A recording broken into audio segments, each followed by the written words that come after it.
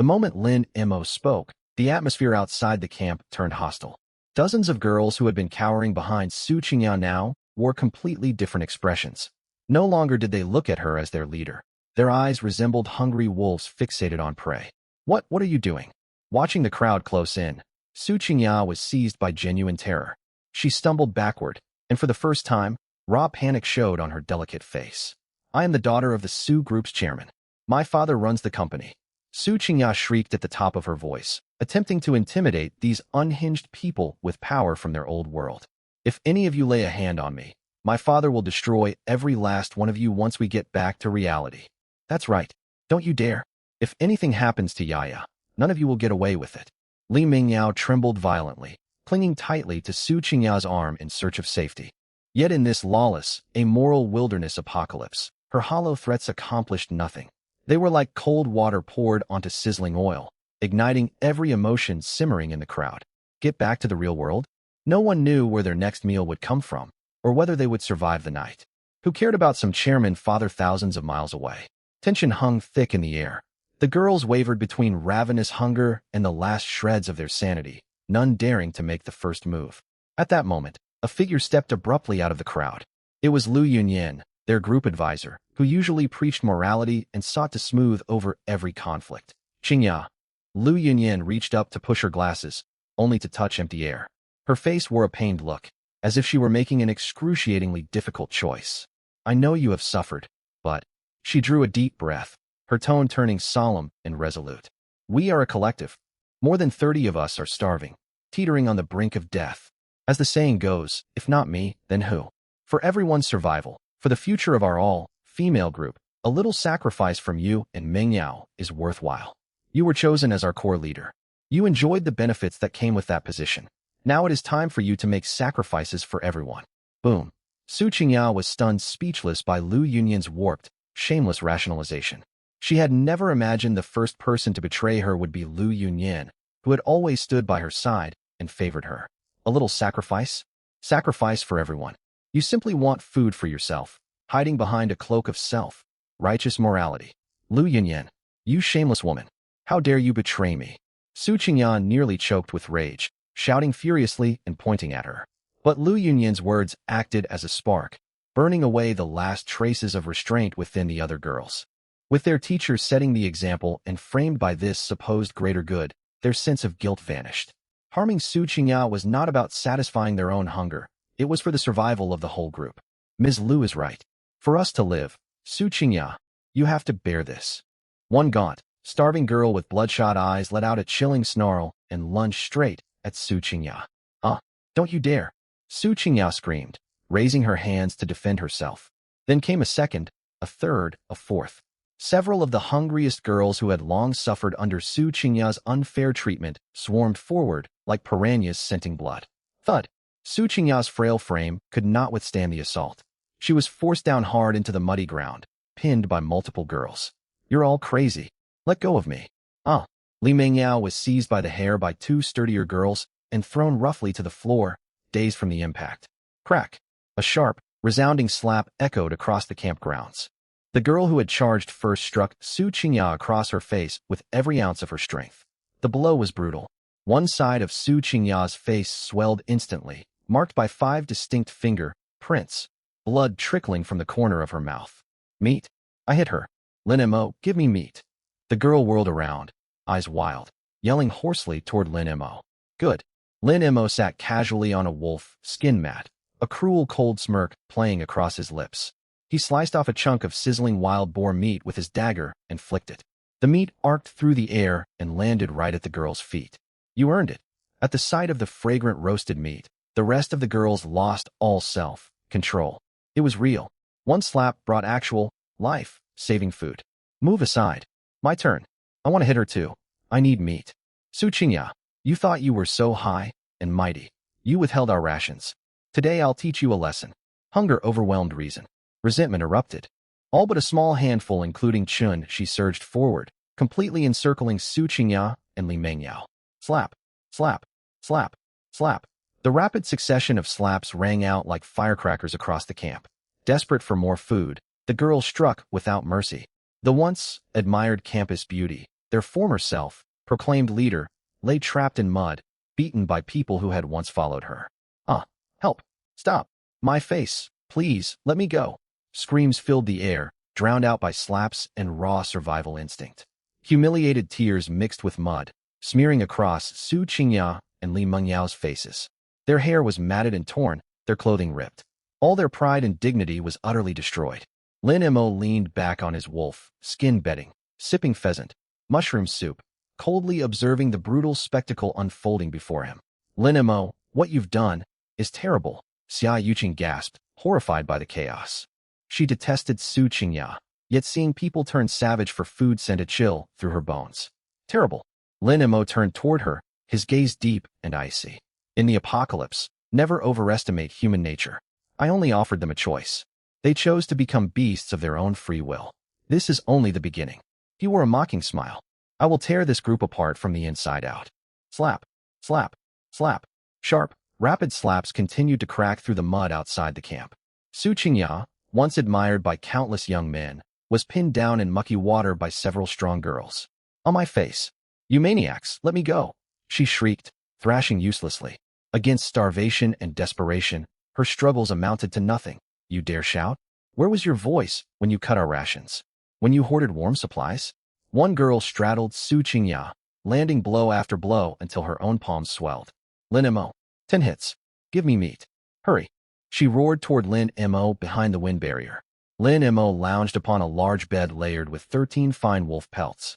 With a cold smile, his sharp steel dagger cut several large, sizzling chunks of boar meat and tossed them outward. Fight for it. The moment the meat landed, the girls who had just struck rushed forward like starved wolves. They grabbed the muddy food and stuffed it into their mouths without hesitation. So good. It tastes so good. Watching others eat drove the remaining girls further into frenzy. Step back. It's my turn. I will hit her. Su Qingya, blame your own selfishness. More slaps echoed. Not only Su Qingya, but Li Mengyao, who had always followed in her shadow, was also thrown to the ground and assaulted. Help! Ms. Lu, please save me. Li Mengyao sobbed, badly bruised, begging Lu Yunyan, who stood watching nearby. Lu Yunyan looked away hypocritically, swallowing hard, her eyes fixed greedily on Lin Mo's roasted meat. She made no move to intervene. This one-sided abuse went on for more than 10 minutes. Eventually, Su Qingya no longer had the strength to scream. Her once striking face was grotesquely swollen and battered. Her cheeks ballooned, her eyes squeezed into narrow slits, her nose slightly fractured. Blood, mud, and tears coated every inch of her features. She lay on the ground, her body shaking violently, filled with terror, humiliation, and burning hatred for Lin Mo and the other girls. At that moment, a cold mechanical voice echoed inside Lin Mo's mind. Ding! Detected. Mutual trust within the all-female group has collapsed completely. Their power structure has fallen apart. Hidden quest. The Hunter's Game preliminary phase completed. Quest rewards granted. Survival points plus 200. Item obtained. Loyalty contract times 5. Note. Can forcibly bind a target and display absolute loyalty values. Permanent loyalty only unlocks when the target submits voluntarily in utter despair. Lin Mo's eyes lit up at the system notification. Enough! His loud command boomed, amplified by his enhanced physique.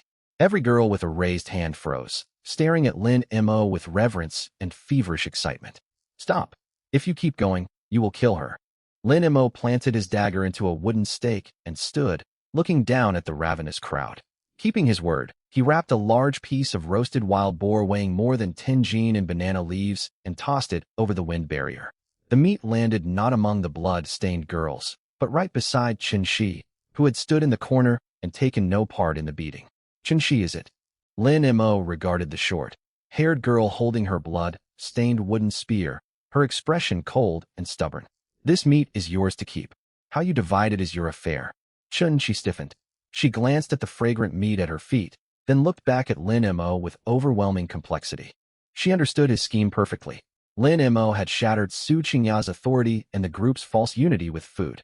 Now he placed this meat tainted by violence into her hands, forcing her to build new order amid this broken collective. You are truly a devil. Chen Shi muttered only loud enough for herself to hear. Still, she bent down and lifted the heavy parcel of meat. If she refused it, these starving women would tear each other apart fighting over it. The meat is yours. Now take these two useless women and get off my land. Lin Mo turned away. The girls swallowed hard, staring greedily at the meat in Chunxi's hands. They dared not disobey. Several stepped forward and dragged the barely conscious Su Qingya and Li Mingyao away like heavy sacks. Let's go. The group of more than 30 departed toward the abandoned farm, carrying meat bought with dignity and violence. A heavy, suffocating silence hung over their march. Su Qingya was carried over someone's shoulder. Through her swollen, slitted eyes, hatred burned inside her like venom. Lin Mo, all of you, one day, I will make you kneel before me and beat every last one of you. She raged inwardly, barely capable of making sound. While Su Qingya seethed, many girls glanced backward toward Lin Mo's camp as they walked away. Two stood out to Lin Mo, the petite, curvy Li Xiao, and the tall, aloof Yang Shuanghua. Though both had struck out of desperation, their gazes held more clarity than most. Fear and resentment were gone from their eyes. Lin Mo's overwhelming strength, abundant supplies, and ruthless manipulation had stirred a powerful urge to attach themselves to the strong. Staying with Su Qingya meant certain death in this cruel wasteland. Only submitting to a powerful figure such as Lin Mo offered a real chance to survive. His harshness was the sturdiest protection the apocalypse could offer. If only I could live safely within that camp, Li Xiao thought, biting her lip, quiet ambition stirring inside her. Yang Shuanghua glanced toward Chunxi ahead of them, sharp, rational thoughts turning behind her cold eyes. Lin Mo watched their retreating figures, his smirk deepening. Seeds of internal conflict had been planted. The rift in the all-female group was irreversible. He only needed to wait safely inside his camp for these desperate people to come seeking safety. What are you looking at? Xia Yuqing approached beside him. Just watching a bunch of clowns racing toward ruin, Lin Mo replied, turning his attention back inside the camp. Cold wind whistled through cracks in the farm's broken wooden walls. The great hall was freezing. Yet when the 30-odd girls entered carrying their roasted boar meat, feverish hunger filled the air. Quick, start a fire. Cut the meat. Give me a piece. I'm starving. Without needing orders, girls smashed broken wooden chairs with rocks and lit a bonfire with a lighter. Chunxi stepped forward with her wooden spear and divided the meat into more than 30 portions. As soon as distribution finished, the former college students descended on the food. They paid no mind to the cold temperature or mud on the surface, shoving meat into their mouths. Chewing, swallowing, and quiet weeping echoed through the hall, a grotesque symphony. In the cold shadows away from the firelight, Su Qingya and Li Mingyao lay discarded on the floor. Su Qingya's face was massively swollen. Every breath brought sharp pain from her countless injuries. Yaya, are you all right? Li Mingyao was also badly bruised. She clutched her small piece of meat, too sore to chew. Water, get me water. Su Qingya mumbled through swollen lips, her voice rough. She needed clean water to clean her wounds. Infection would almost certainly kill her out here with no medicine. Li Mingyao scrambled up and scanned the hall. She spotted a worn plastic bottle beside Chun-Shi holding the group's last half bottle of drinking water, guarded by Chun-Shi, their most capable fighter. Chun-Shi, hand over that half bottle of water. Li Mingyao walked over, still speaking in a demanding tone. Yaya's face is gravely injured. She needs water right away to clean her wounds. Give it here. Chun-Shi paused mid-bite. She lifted her head, staring at Li Mingyao as if observing an idiot, icy contempt in her eyes. You want to use our last precious drinking water to wash her face? Her voice held no warmth. Of course, she is the daughter of the Su Group chairman. If her face is ruined, none of you will escape responsibility once we return. Li Mingyao insisted, falling back on her old-world status. Su Qingya forced herself to lift her head from the floor, speaking thickly. Chun-Shi, I suffered all this pain for this meat. Can you not grant this small request? Give me water. Her brazen attempt to cast herself as a victim disgusted everyone nearby. Suffered for us? Su Qingya, your skin is thicker than a city wall. Chun-Shi laughed bitterly. She stood abruptly, gripping the plastic bottle tightly, unmistakable anger in her stare. This water keeps us alive. If anyone wastes even one drop washing her face, I will not hesitate to strike them down. Her words brought the atmosphere in the hall to a freezing standstill. The girls, who had been devouring their food, all stopped and exchanged uneasy glances. Hey, Chun-Shi, don't be so impulsive. Lu Yunyan wiped the grease from the corners of her mouth and stepped forward gracefully, slipping back into her usual manipulative demeanor. Qingya has been badly hurt. Her face is all swollen. We're classmates after all. Girls care deeply about their appearance. If her face gets permanently scarred, We'll have a hard time explaining things to Director Su once we get back to the real world. Lu Yunyin touched the bridge of her nose and put on a solemn, earnest expression. Besides, we all did what we had to do to survive and treated Qingya harshly earlier. Giving her a little water to clean her wounds is only fair. We should all show some empathy. Her words were insidiously crafted. She washed her own hands of her earlier inaction and skillfully invoked Director Su's influence to reawaken the group's fear of real world power. Sure enough, now that they had eaten some meat and escaped immediate starvation, vanity and fear took hold of the girls once more. You're right, we really did hit her pretty hard earlier. What if Su Qingya gets revenge on us once we go back? Chen Shi, maybe, just give her a little water to clean up. We aren't that thirsty right now anyway. Several girls who had been the most aggressive in striking Su Qingya now switched sides and spoke up for her. The fickleness and ugliness of human nature were laid bare for all to see. Listening to these opportunistic remarks, Chen Shi was filled with indescribable sorrow and disgust. Was this the group she had fought so hard to protect? A pack of ungrateful, cowardly fools. You want water? Chen Shi took a deep breath, her eyes turning ice cold. She yanked the wooden spear from her waist, slammed the half-filled water bottle down on the ground, gripped the spear shaft firmly, and dropped into a solid Sanda defensive stance. The water is right here. Anyone who wants to take it to please Su Qingya and grovel to the Su group can come and get it. Chen Shi locked her gaze on Lu Yunyin and Li Mingyao, radiating the ferocious aura forged through life, or death combat. But mark my words, if anyone takes one step forward, I will drive this wooden spear straight through her throat without hesitation. Come try me if you dare to die. The hall fell completely silent. Chen Shi's reckless, deadly determination extinguished every selfish thought that had flared up in the others. They suddenly remembered that this short-haired girl was capable of slaying wolves out in the dark wilderness. Lu Yunyin paled and stumbled backward, too terrified to utter another word. Li Mingyao's legs gave way, and she collapsed onto the floor. In the corner, Su Qingya sank into utter despair. Crushed by Chen Shi's menacing aura, she could not even utter a threat. Eventually, supported by Li Mingyao, she dragged herself in humiliation to a filthy puddle in the farmyard corner and used its stinking muddy water to wipe the blood from her face. The dirty water burned her torn wounds, sending spasms through her body and bringing floods of tears. She gritted her teeth, etching every bit of this shame and hatred deep into her bones. Xijia. Li Xiao edged over to Chen Shi, her large eyes wide and innocent, and lowered her voice. Su Qingya is finished. No one listens to her anymore. Why don't you lead us? We'll all follow you. Yang Shuanghua also walked over, her cool face sharp with rational analysis. Chen Shi, our group is falling apart. We need someone with real strength and good judgment to take charge. If you step up, we will fully support driving Su Qingya out for good. Chen Shi gave a cold sneer at the two girls scheming quietly to build a new faction around her. Save your petty court intrigue. Focus instead on surviving the next 20-odd days. Holding her wooden spear, Chen Shi gazed out the broken window toward Lin Mo's camp. Her mind had never been clearer. Factional infighting? Fighting for authority? What was the point of vying for control over a run-down wooden shack out here where food was scarce? She saw the truth more clearly than anyone. Everything that had unfolded, the conflict Lin Mo had sparked with a piece of meat, was neither compromise nor charity. He was like a lofty hunter, toying with them, his prey, in the cruelest, most demoralizing way imaginable. All this factional fighting will only get you killed faster. Chen Shi tossed out the cold remark, carried her spear, and sat down in the corner closest to the main door.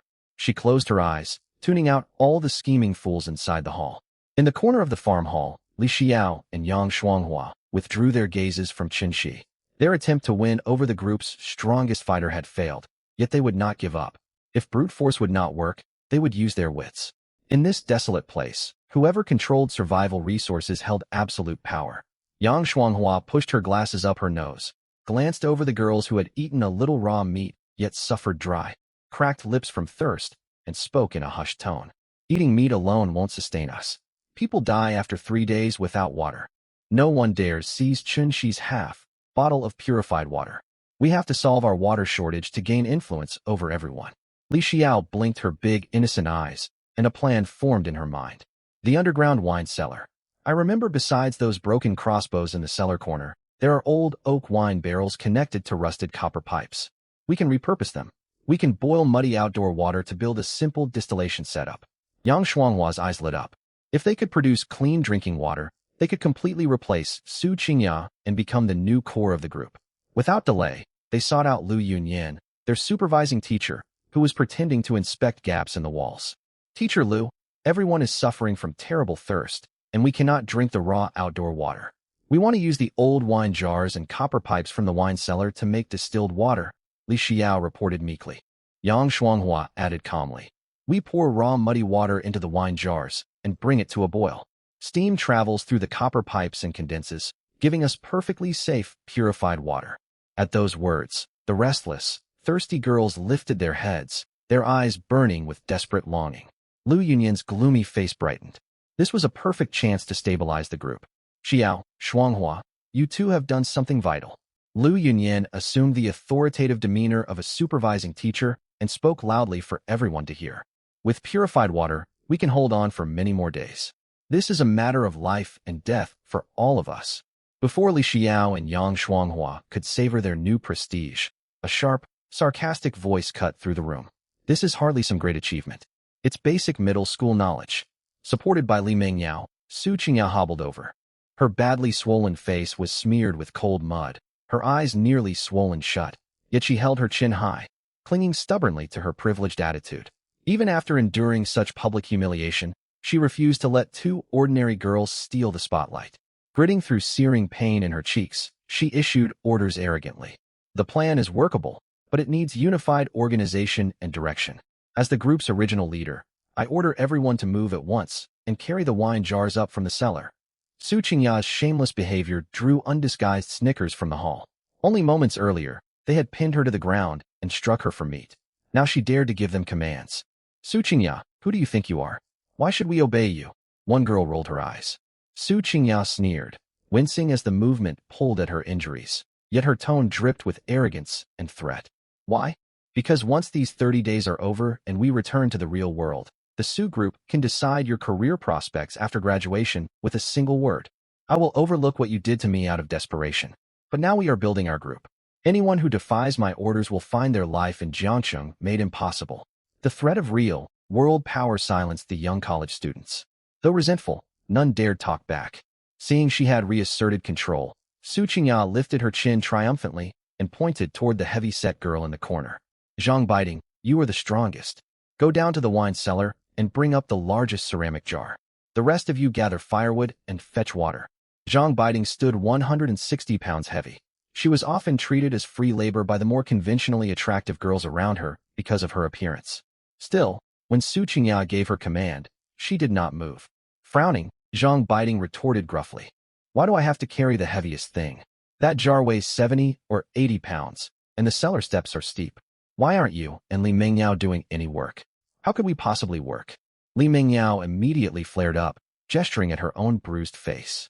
We were severely injured. We handle intellectual work. You have all that bulk, so you should do hard labor. Don't expect us wounded people to do it. Zhang Biding clenched her fists, her face flushing bright red. Furious that someone she considered beneath her dared contradict her, Su Qingya's spoiled temper erupted. She had endured enough humiliation for one day. She would not be humbled by this girl. She stumbled over to her backpack, unzipped it, and pulled out a limited edition Chanel handbag and a diamond-encrusted Patek Philippe lady's watch. Before every pair of eyes in the room, she walked up to Zhang Biding and hurled the luxury items straight at her face, as if tossing alms to a beggar. Smack! The heavy watch struck Zhang Biding across the bridge of her nose, slicing open a bleeding gash. Listen to me, Zhang Biding. Su Qingya pointed at the luxury goods lying in the dirt and spat venomously. This bag is worth 300,000, and the watch 800,000. Together they are over $1 million. If you take on all the grueling work today, these are yours. You poor nobody would never even dare walk through a luxury boutique's doors. $1 million is being thrown right at you. Get to work like you ought to. Dead silence fell across the hall. Everyone held their breath and watched Zhang Biding clutch her bleeding nose. Zhang Biding hung her head, her broad shoulders heaving violently. Blood dripped from her nose onto the $30,000 Chanel bag. In civilization, she might have bowed for such wealth. But out in the wilderness, where death by thirst loomed, $1 million handbag could not buy even a moldy steamed bun. If even this celebrated rich girl could be beaten and dragged through the mud, why should she endure such degradation? To hell with your Chanel. Zhang Biding threw her head back, eyes blazing, and roared like an enraged lioness. She lifted her heavy sneaker and stamped down hard onto the watch and handbag on the ground. Crack! Crunch! The Patek Philippe's crystal shattered, its delicate internal parts scattering. The limited edition Chanel bag was crushed and deformed in the mud. Ah, my watch. My bag. Su Qingya shrieked in horror. You wretched girl. Completely unhinged, Zhang Biding's large frame charged forward like an out of control battering ram. She grabbed Su Qingya's hair and slammed her hard against the dusty floor. Ah dash! Su Qingya screamed as her scalp was nearly torn from her head. You thought you could throw money at people? You think you were so superior? Take this. Zhang Biding straddled Su Qingya and rained powerful open-handed blows onto her already battered face. Every strike landed with brutal force, drawing more blood and screams from Su Qingya. Zhang Biding, you've lost your mind. Let her go. Li Mingyao rushed forward, scratching Zhang Biding's arms with her fingernails. Get off me, lapdog. Zhang Biding's two heavier, set friends rushed in to help. They seized Li Mingyao by the hair and tore her thin outer garment apart. Several women rolled across the dirt floor, pulling hair, scratching, and tearing clothing, resorting to the most primitive, vicious forms of fighting. Stop this. Quit fighting. Lu Yunyan scrambled backward, shouting helplessly from a safe distance. The other girls scattered to avoid getting caught in the brawl. Sitting in the corner, Chunxi watched the absurd spectacle unfold, a mocking smirk playing on her lips. After more than 10 minutes, the others finally pried the combatants apart. Zhang Biding gasped for breath, her arms covered in bleeding scratches. Yet her eyes burned with fierce triumph. She would not tolerate being ordered around by Su Qingya any longer.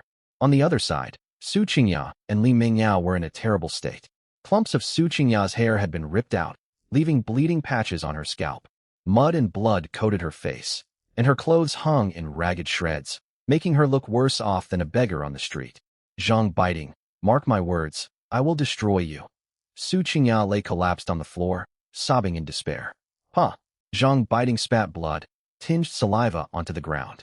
Don't threaten me with the outside world. Out here in this farm, might makes right. Cross me again, and I will beat you every time I see you. Tensions in the hall ran dangerously high. The smallest spark could ignite total chaos. Zhang Biding and her two friends stood like angry guardians, glaring at the trembling Su Qingya and Li Mingyao. Enough.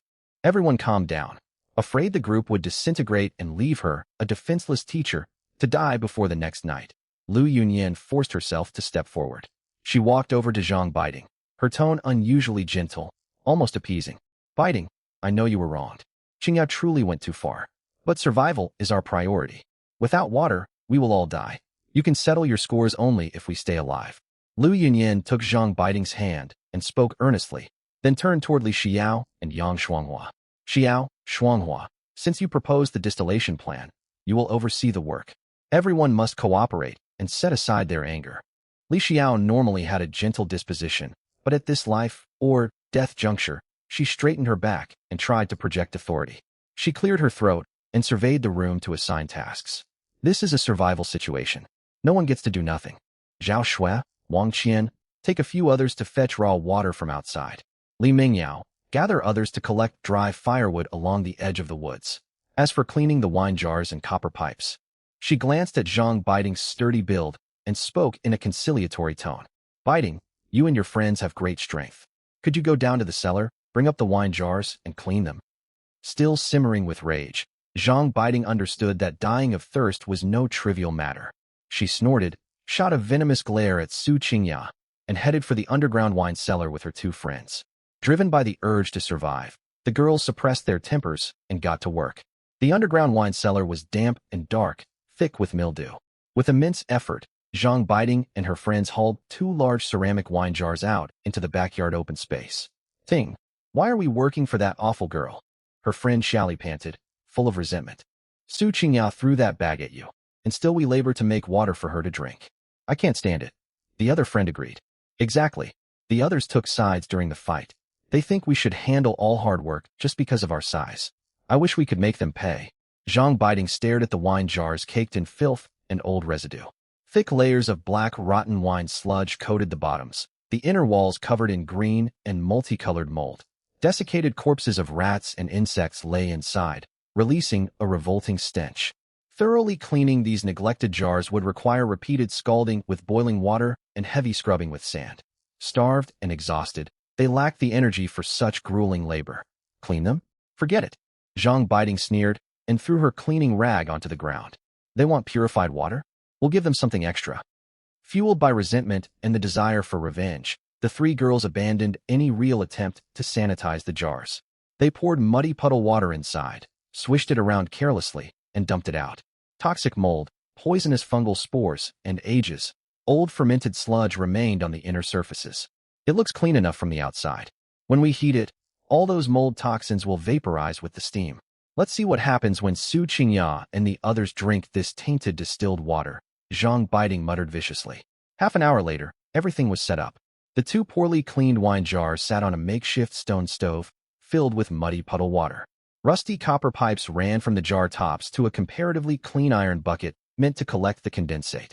Fire blazed beneath the jars. More than 30 girls sat around the setup, their lips cracked and parched, eyes burning with desperate hope for water. Even Su Qingya huddled in a corner, staring intently at the copper pipe. As temperatures rose, the water inside the jars began to boil. It's steaming. It's steaming, Li Mingyao cried excitedly, pointing at the pipe's outlet. Yet instead of fresh-looking water vapor, a horrid stench filled the air, like rotting flesh mixed with rank fermented alcohol. The vapor drifting out of the pipe had an unsettling sickly green hue. Ugh! Li Xiao, standing closest, inhaled a cloud of the green toxic fumes. Her face went pale, her stomach convulsed, and she dropped to her knees retching violently. The water is poisoned. Yang Shuanghua covered her mouth and nose, fighting back nausea. Her normally cold and composed fair face turned deathly pale as she quickly stepped backward. Nor was she alone.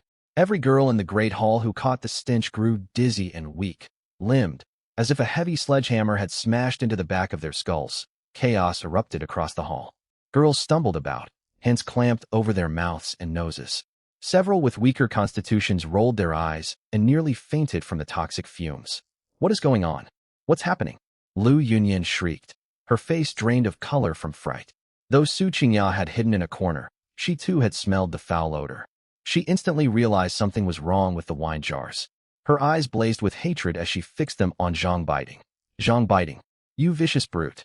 Summoning a burst of strength, Su Qingya jumped to her feet and pointed an accusing finger. Did you leave those wine jars unclean on purpose? Were you trying to poison all of us? You are cruel-hearted and utterly malicious. Li Mingyao screamed right after her. Everyone look. The wine jars are full of green mold and dead rats. Zhang Biding tried to harm us. Exposed in front of everyone, Zhang Biding flinched for a moment under the furious glares from girls sickened by the toxic gas. She had only meant to get back at Su Qingya. She had never expected poisonous fumes from heated spoiled wine residue and mold to turn this severe, nearly causing a catastrophe. Yet in this atmosphere of panic and rage, as a senior community figure, she would never admit fault. Su Qingya's insults struck a raw nerve. I'll shut you up. Zhang Biding flew into a berserk fury. She snatched a thick wooden fire-stirring club off the ground. Eyes bloodshot, she charged towards Su Qingya like an enraged bear, roaring, "You dare insult me! Even if I go down, I will drag you with me." The club whistled through the air, swinging hard for Su Qingya's head. Help! Terrified out of her wits, Su Qingya scrambled backward and ducked behind Li Mingyao. Bang! The club missed Su Qingya and crashed hard into the shoulder of another girl who tried to block her. A sickening crack echoed out. The girl collapsed to the ground, screaming in agony. Fight! Let's fight back. Zhang Biding's two friends also lost their senses. Grabbing stones and planks, they struck out at anyone nearby. Already pushed to breaking point by toxic fumes and unprovoked attacks, the other girls lost all rational self-control. Driven by self-preservation, fear, and gnawing hunger, everyone was dragged into a brutal free-for-all. Inside the wooden hall, clubs swung and stones flew. Women shrieked, cursed, and grappled with one another. Some lay bleeding from head wounds. Others were trampled underfoot and cried out in despair. Blood splattered across the worn wooden walls. The farm hall had turned into a scene of carnage. Lu Yunyan huddled under a table, hands over her head, trembling too hard to form complete sentences. Meanwhile, Chunshi stood safely outside the main gate, wooden spear in hand. She watched the gory madness unfold inside without a flicker of pity, her gaze ice-cold. This group was finished. The brutal brawl inside the farm hall finally died down when everyone was too exhausted to move. Broken planks, stones, and torn Out hair littered the floor. The worst of the toxic stench had faded, yet a sickly moldy reek still hung thick in the air. More than 30 girls lay sprawled in muddy puddles. Some held bleeding foreheads and sobbed quietly. Others were so starved they could barely whimper. Zhang Biding gasped for breath, still clutching a blood-stained length of club. Her large frame loomed in the firelight. Though her arms bore fresh scratch wounds, her eyes burned with wild arrogance. She turned and glanced contemptuously toward the cowering Su Qingya in the corner. The once proud beauty dared not meet her gaze. Is that all you've got? Still think you can order me around? Zhang Biding spat onto the ground, swelling with overweening pride. She was a well-known senior member of an online community with tens of thousands of followers. Online, she posted polished photos alongside sentimental captions and received piles of admiring comments. Running a hand over her thick waist, her misplaced confidence surged. Trapped on this starving farm with these weak women spelled certain death. If other girls could win Lin Mo's favor, then surely she could do the same. Out here in the wilderness, practical needs would carry great weight. Xiaoli, Jiao, gather our things. We're leaving. Zhang Biding barked orders at her two similarly built friends. Ting, where are we going? Xiaoli asked, brushing disheveled hair from her face in confusion. We're going to find Lin Mo. Zhang Biding snorted loudly, making sure everyone heard. Staying here means we'll starve or get poisoned. With my strengths, I can easily earn food and shelter from Lin Mo. We'll eat well and live comfortably. No more of this miserable suffering. Hearing this, the girls in the hall fell silent. Lu Yunyan crawled out from under the table and tried to reason with her. Biding, don't be reckless. It is freezing outside, and wild beasts roam the forest. We are supposed to be one group. We can talk this through. Li Xiao frowned and added a warning. Lin Mo is ruthless and unyielding.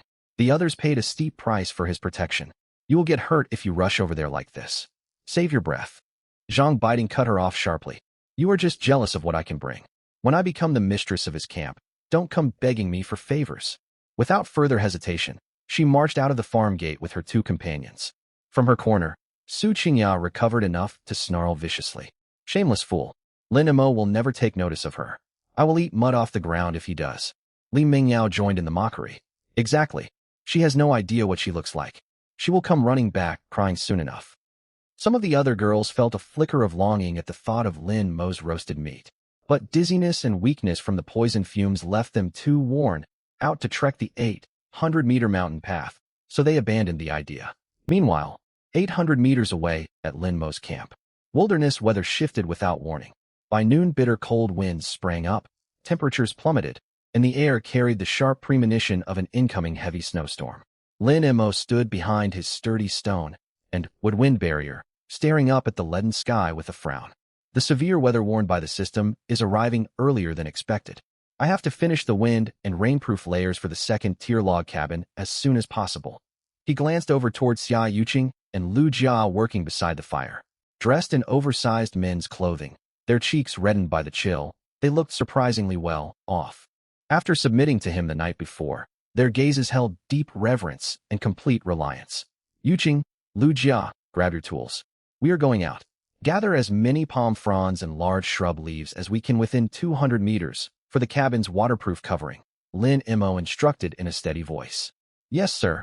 The two girls dropped their tasks at once, picked up machetes and vine ropes, and followed closely behind him. Stepping out of camp and into thick woodland, Lin Mo paused, noticing how the cold made them shiver despite their willingness to work.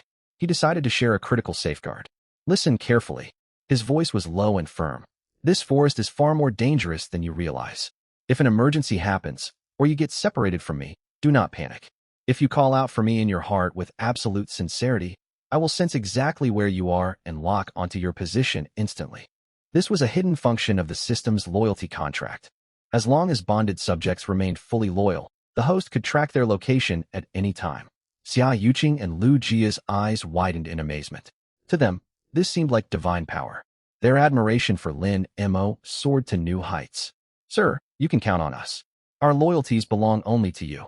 Even in death, we will call for you in our hearts. Xia Yuqing's eyes glistened with emotion as she swore her devotion. Lin Mo nodded in approval and pressed deeper into the woods. Gathering materials went smoothly. Protected by Lin Mo's watchful guard, the two girls worked hard and soon stacked several large bundles of thick palm fronds. Just as they prepared to head back loaded with supplies, Linmo's intermediate universal analysis system flashed a harsh red warning inside his mind. Ding! Detected tracks of an adult wild goat, heard 150 meters directly ahead. Lin Mo halted, sharp hunting light flashing in his eyes. He had spotted this herd the day before, but got delayed building camp. Now they had come right to him. Stay right here. Do not make a sound, he whispered. He drew his sharp steel machete. His triple, enhanced physique surged to full power. Moving like a leopard in shadow, he advanced silently through shrubbery. Soon he spotted the herd grazing dry grass on a sun-facing slope. 7 goats in total. The lead ram was large, with curved, razor-sharp horns, constantly scanning its surroundings for threats. 30 meters, 20 meters, 10 meters. Now, muscles exploding with power, Lin Mo burst through underbrush. The ram barely lifted its head to sound an alarm before the steel machete swung down toward its neck. Squelch! The large goat head flew through the air. Its headless body crashed heavily onto the ground. The remaining 6 youths tried to bolt in terror, yet Lin Mo gave them no chance. He moved among them like a tiger, blade rising and falling. In mere seconds, all 7 fat wild goats lay dead. Ding! Successfully slain adult wild goat times 7. Survival points plus 70. Detected host has gathered sufficient timber, stone, and high-quality sheep hides for cold resistance. Final conditions for second tier camp upgrade completed. Mission settlement in progress. Congratulations. Survival points plus 200. Unlocked advanced blueprint mystery box times 1. Automatic reinforcement of second tier camp defensive wall initiating. As the system notifications played out, dramatic changes unfolded hundreds of meters away back at camp.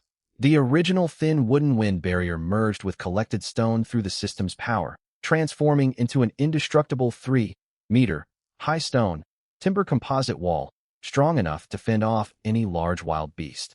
Lin Mo looked over the goat corpses and wiped blood from his blade with satisfaction.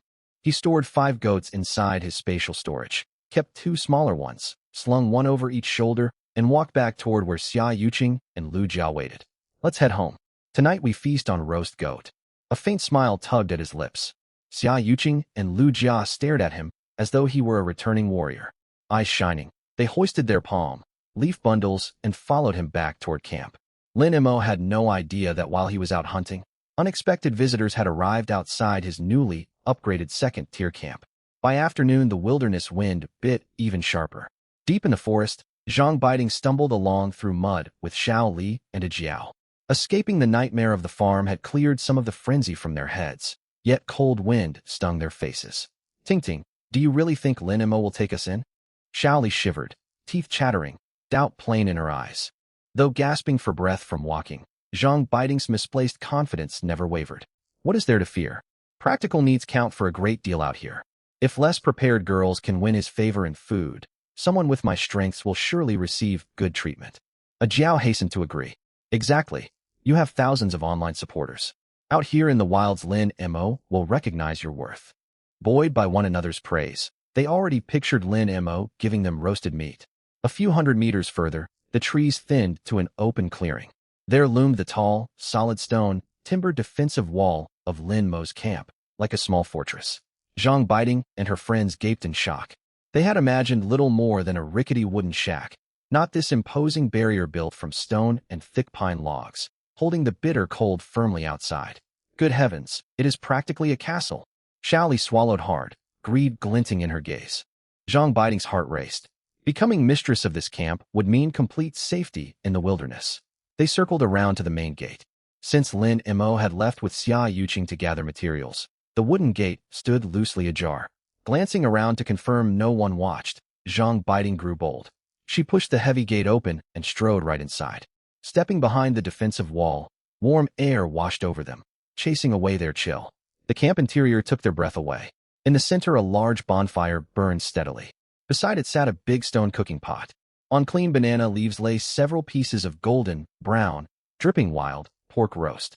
In the most sheltered corner rested a huge bed stitched together from 13 premium wolf pelts, soft, looking and wonderfully warm. Roast meat. And that huge wolf pelt bed. Zhang Baiting's eyes bulged. Greed overtook her. Ignoring whose home this was, she rushed to the fire, grabbed a chunk of dripping pork and bit into it ravenously. So delicious. Hurry and eat. She spoke through a full mouth, gesturing for her friends. Starving, Xiao Li and a Jiao rushed forward and stuffed meat into their mouths. Within moments, dozens of pounds of roast meat were half devoured. Partially sated, Zhang Baiting's attention turned to the luxurious wolf pelt bed. After nights sleeping on freezing mud, she craved its warmth desperately. She kicked off her smelly sneakers and threw her muddy coat aside, throwing herself onto the furs. Ah, so soft and warm. She rolled about on the pelts, behaving as if she already owned the place. A faint gasp came from the far end of the bed. Who are you? How dare you come in here? Zhang Yao, still recovering from her injuries, had been asleep. Woken by the racket, she rubbed her eyes. Her eyes widened upon recognizing Zhang Baiting. Well, look who it is. Poor wounded Zhang Yao. Zhang Baiting stopped rolling. She looked down at the weakened girl with undisguised mockery. She looked Zhang Yao up and down, her eyes filled with jealousy and disdain as she stared at the oversized men-style tracksuit the girl wore. You sure fool people. You act all pure and high-minded back in class, but out here in the wilderness, you will do anything just to get by. Zhang Baiting snorted contemptuously. You are so scrawny. I wonder what Lin Mo even sees in you. He probably just takes pity and gives you scraps. Now that I'm here, those easy days of yours are over. Zhang Yao trembled all over at those shameless words. The movement pulled at the gash on her thigh, making her gasp sharply from pain. Yet she knew what Lin Mo was like. Lin Mo hated anyone trespassing on his territory or touching his supplies. These three women had shown up uninvited and misused his bed. If Lin Mo found out, they would pay a terrible price.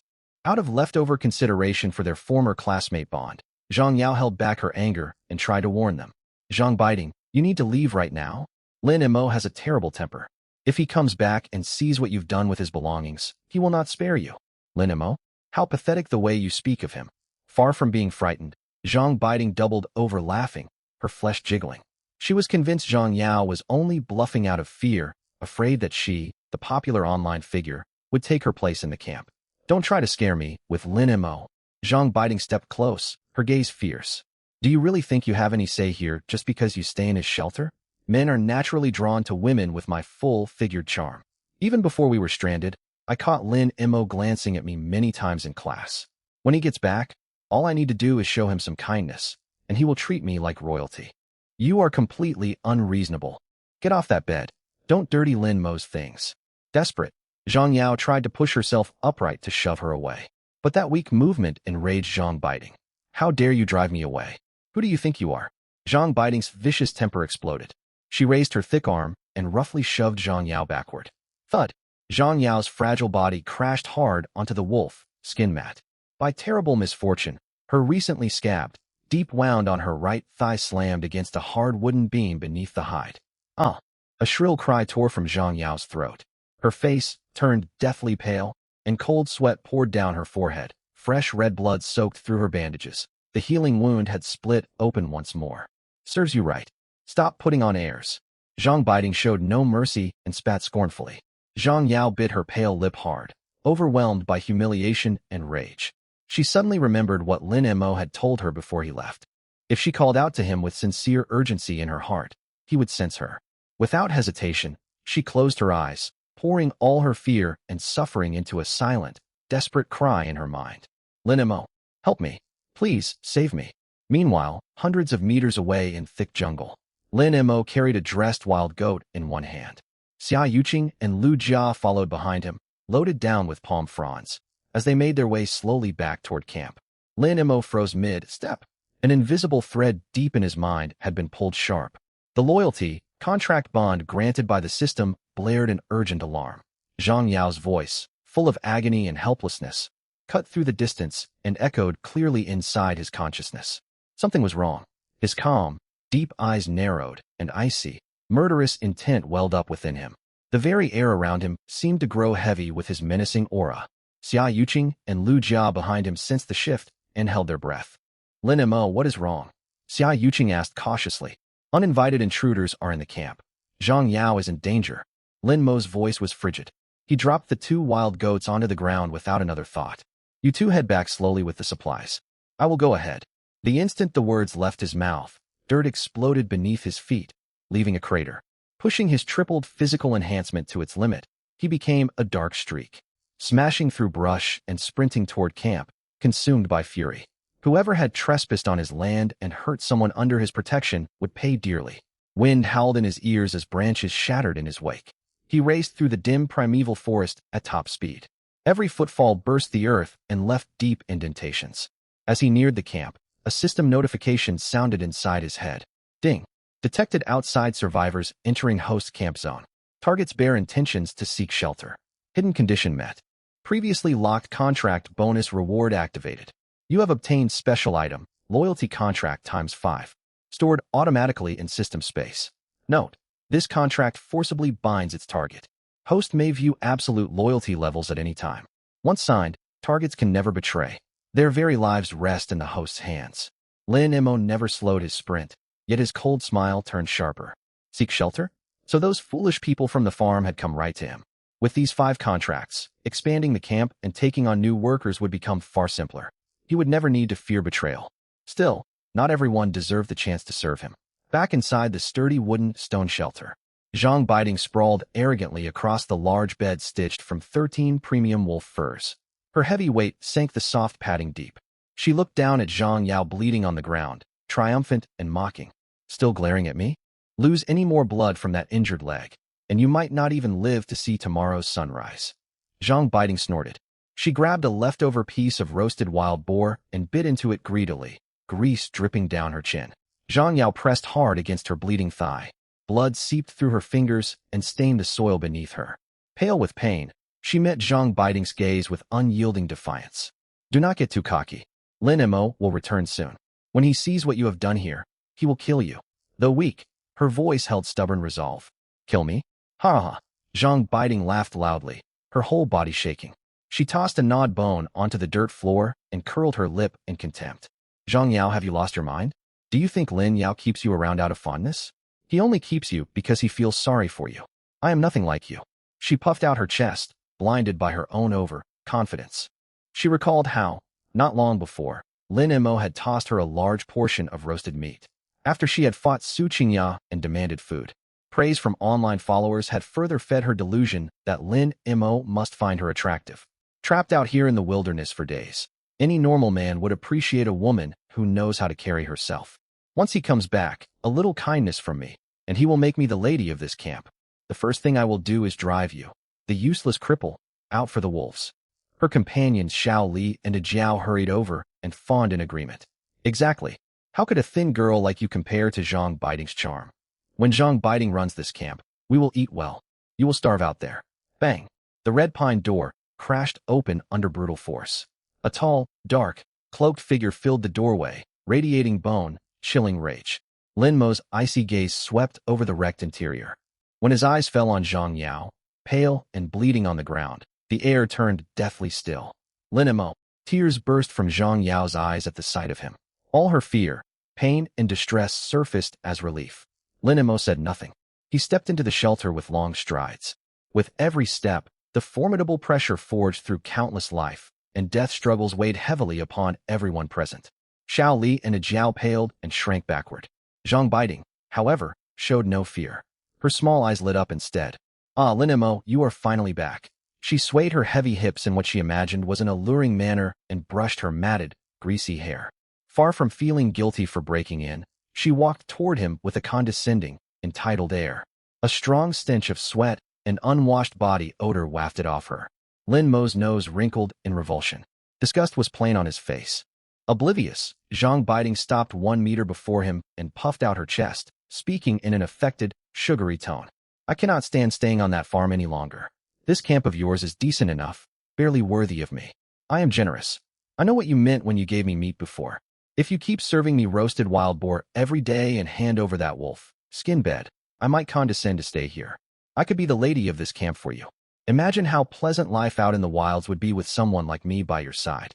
She batted her eyes and stretched her thick arms out, trying to embrace his neck. In her distorted mindset fed by online admirers, Lin Mo ought to feel honored by her offer. Instead of a welcoming hug, overwhelming force slammed into her.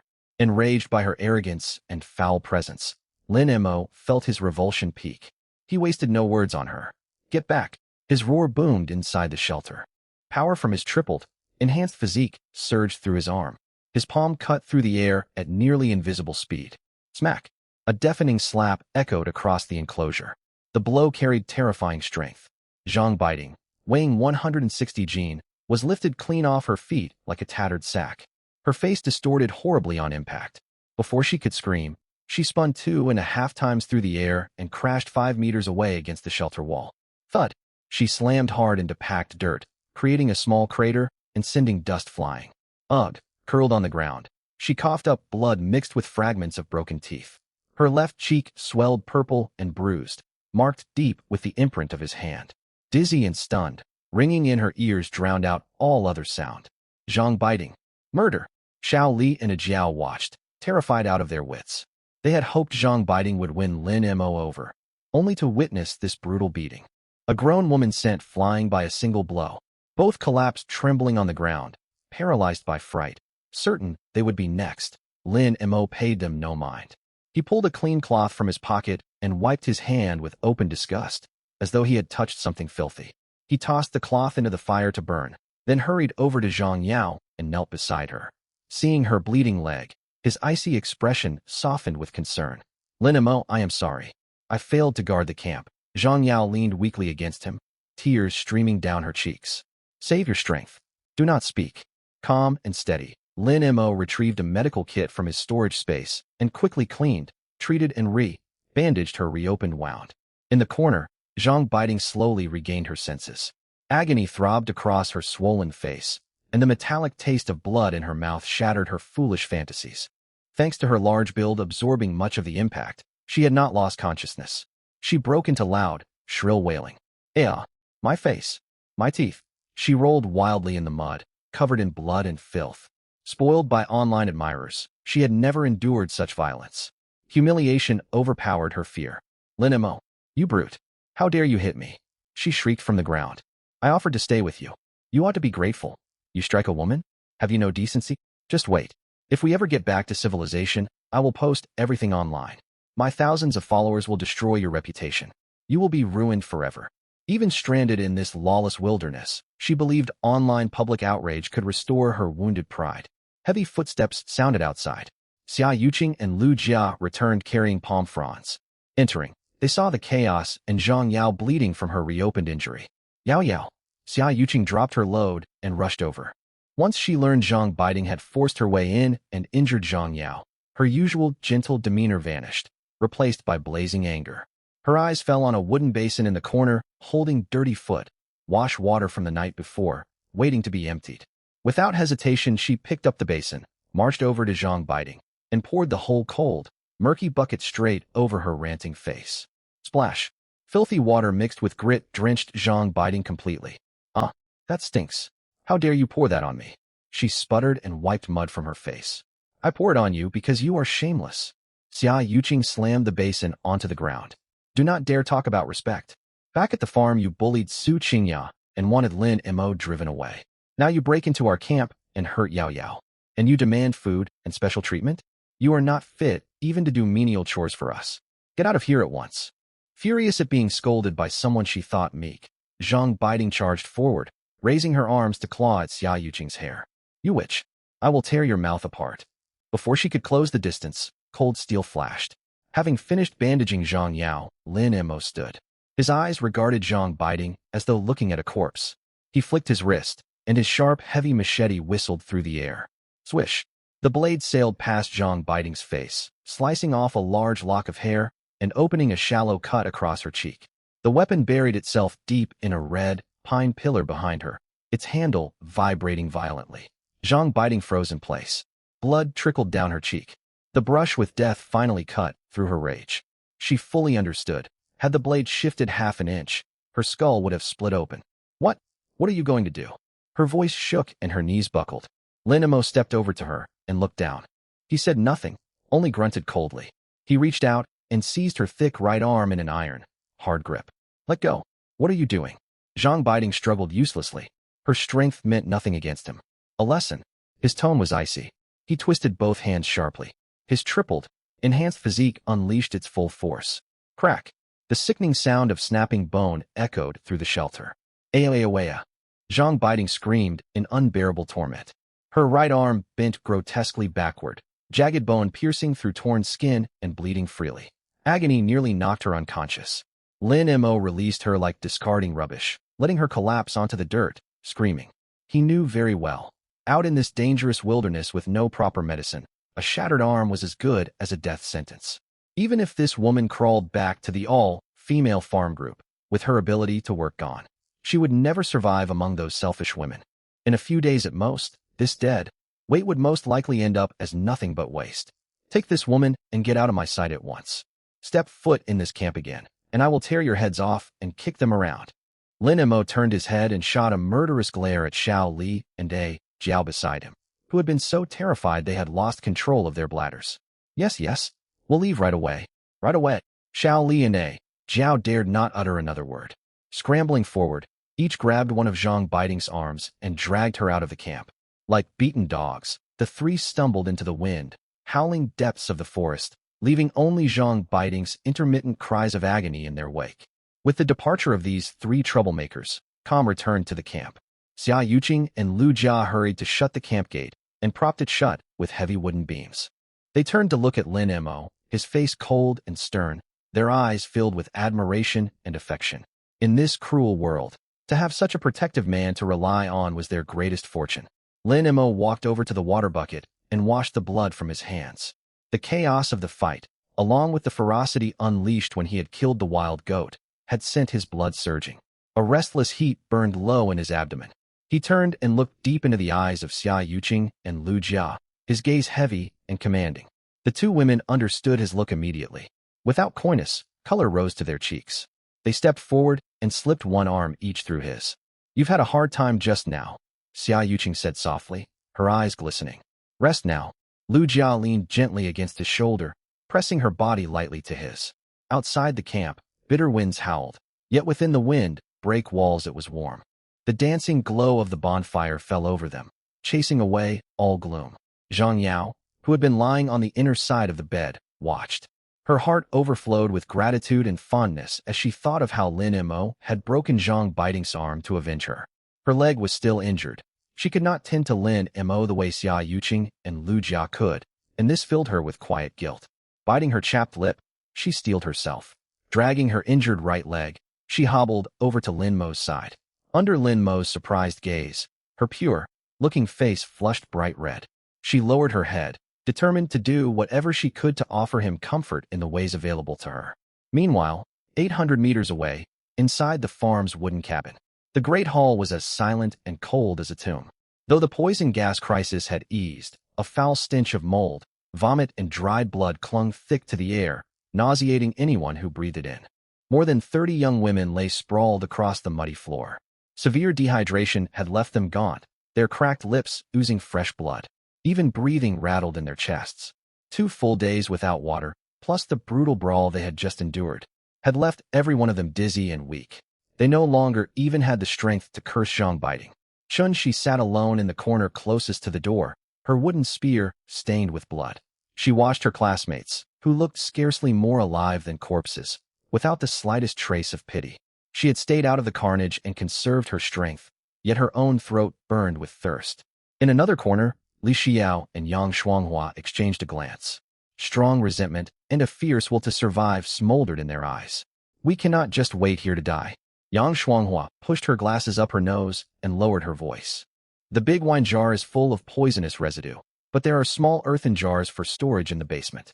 Scrub them thoroughly, fetch muddy pit water, and we can distill it again. Li Xiao blinked her wide, innocent-looking eyes and nodded rapidly. Bracing their wobbly legs, the two stood and called over several girls they got along with to set to work. Having nearly been poisoned last time, they scrubbed the earthen jars over and over with sand, cleaning them dozens of times. Only when they were certain no trace of green mold remained did they fill them with raw water from the mud pit and set them over the stone stove. Discarded copper tubing was reconnected, its other end positioned over a barely clean iron basin. Flames licked the bottom of the jar. At the sound, every half-conscious woman in the hall roused herself. Dozens of wolfish eyes locked onto the rusted copper pipe. Time dragged by. As the water inside the jar came to the boil, clean steam traveled along the tubing. Gone was the rotten chemical stench. In its place rose the sweet vapor of desperately needed fresh water. Drop. A single clear bead of water dripped from the edge of the pipe into the iron basin. It's working. Water is coming out.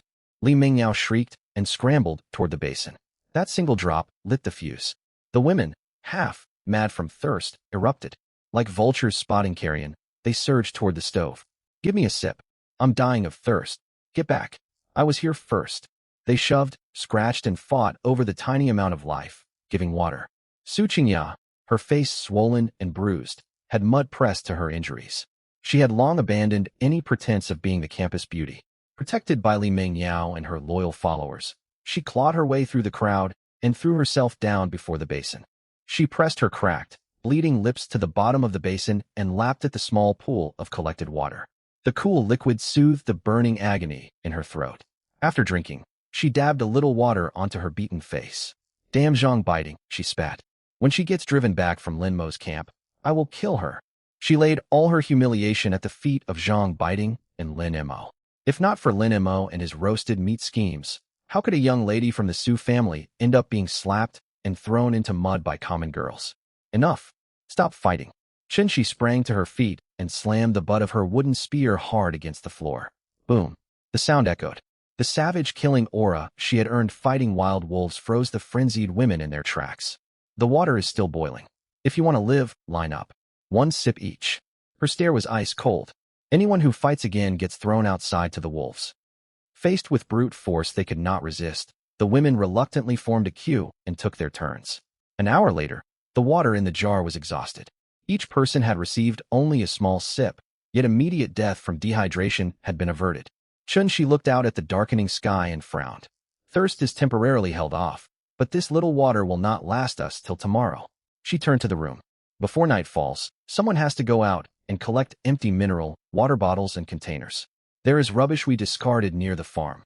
Gather as many vessels as you can so we can store more water overnight. At the thought of going outside, every girl shrank back. Temperatures hovered near zero, bitter winds howled, and wild beasts roamed. No one wished to freeze and risk being killed. In the corner, however, Li Xiao and Yang Shuanghua shared a knowing look.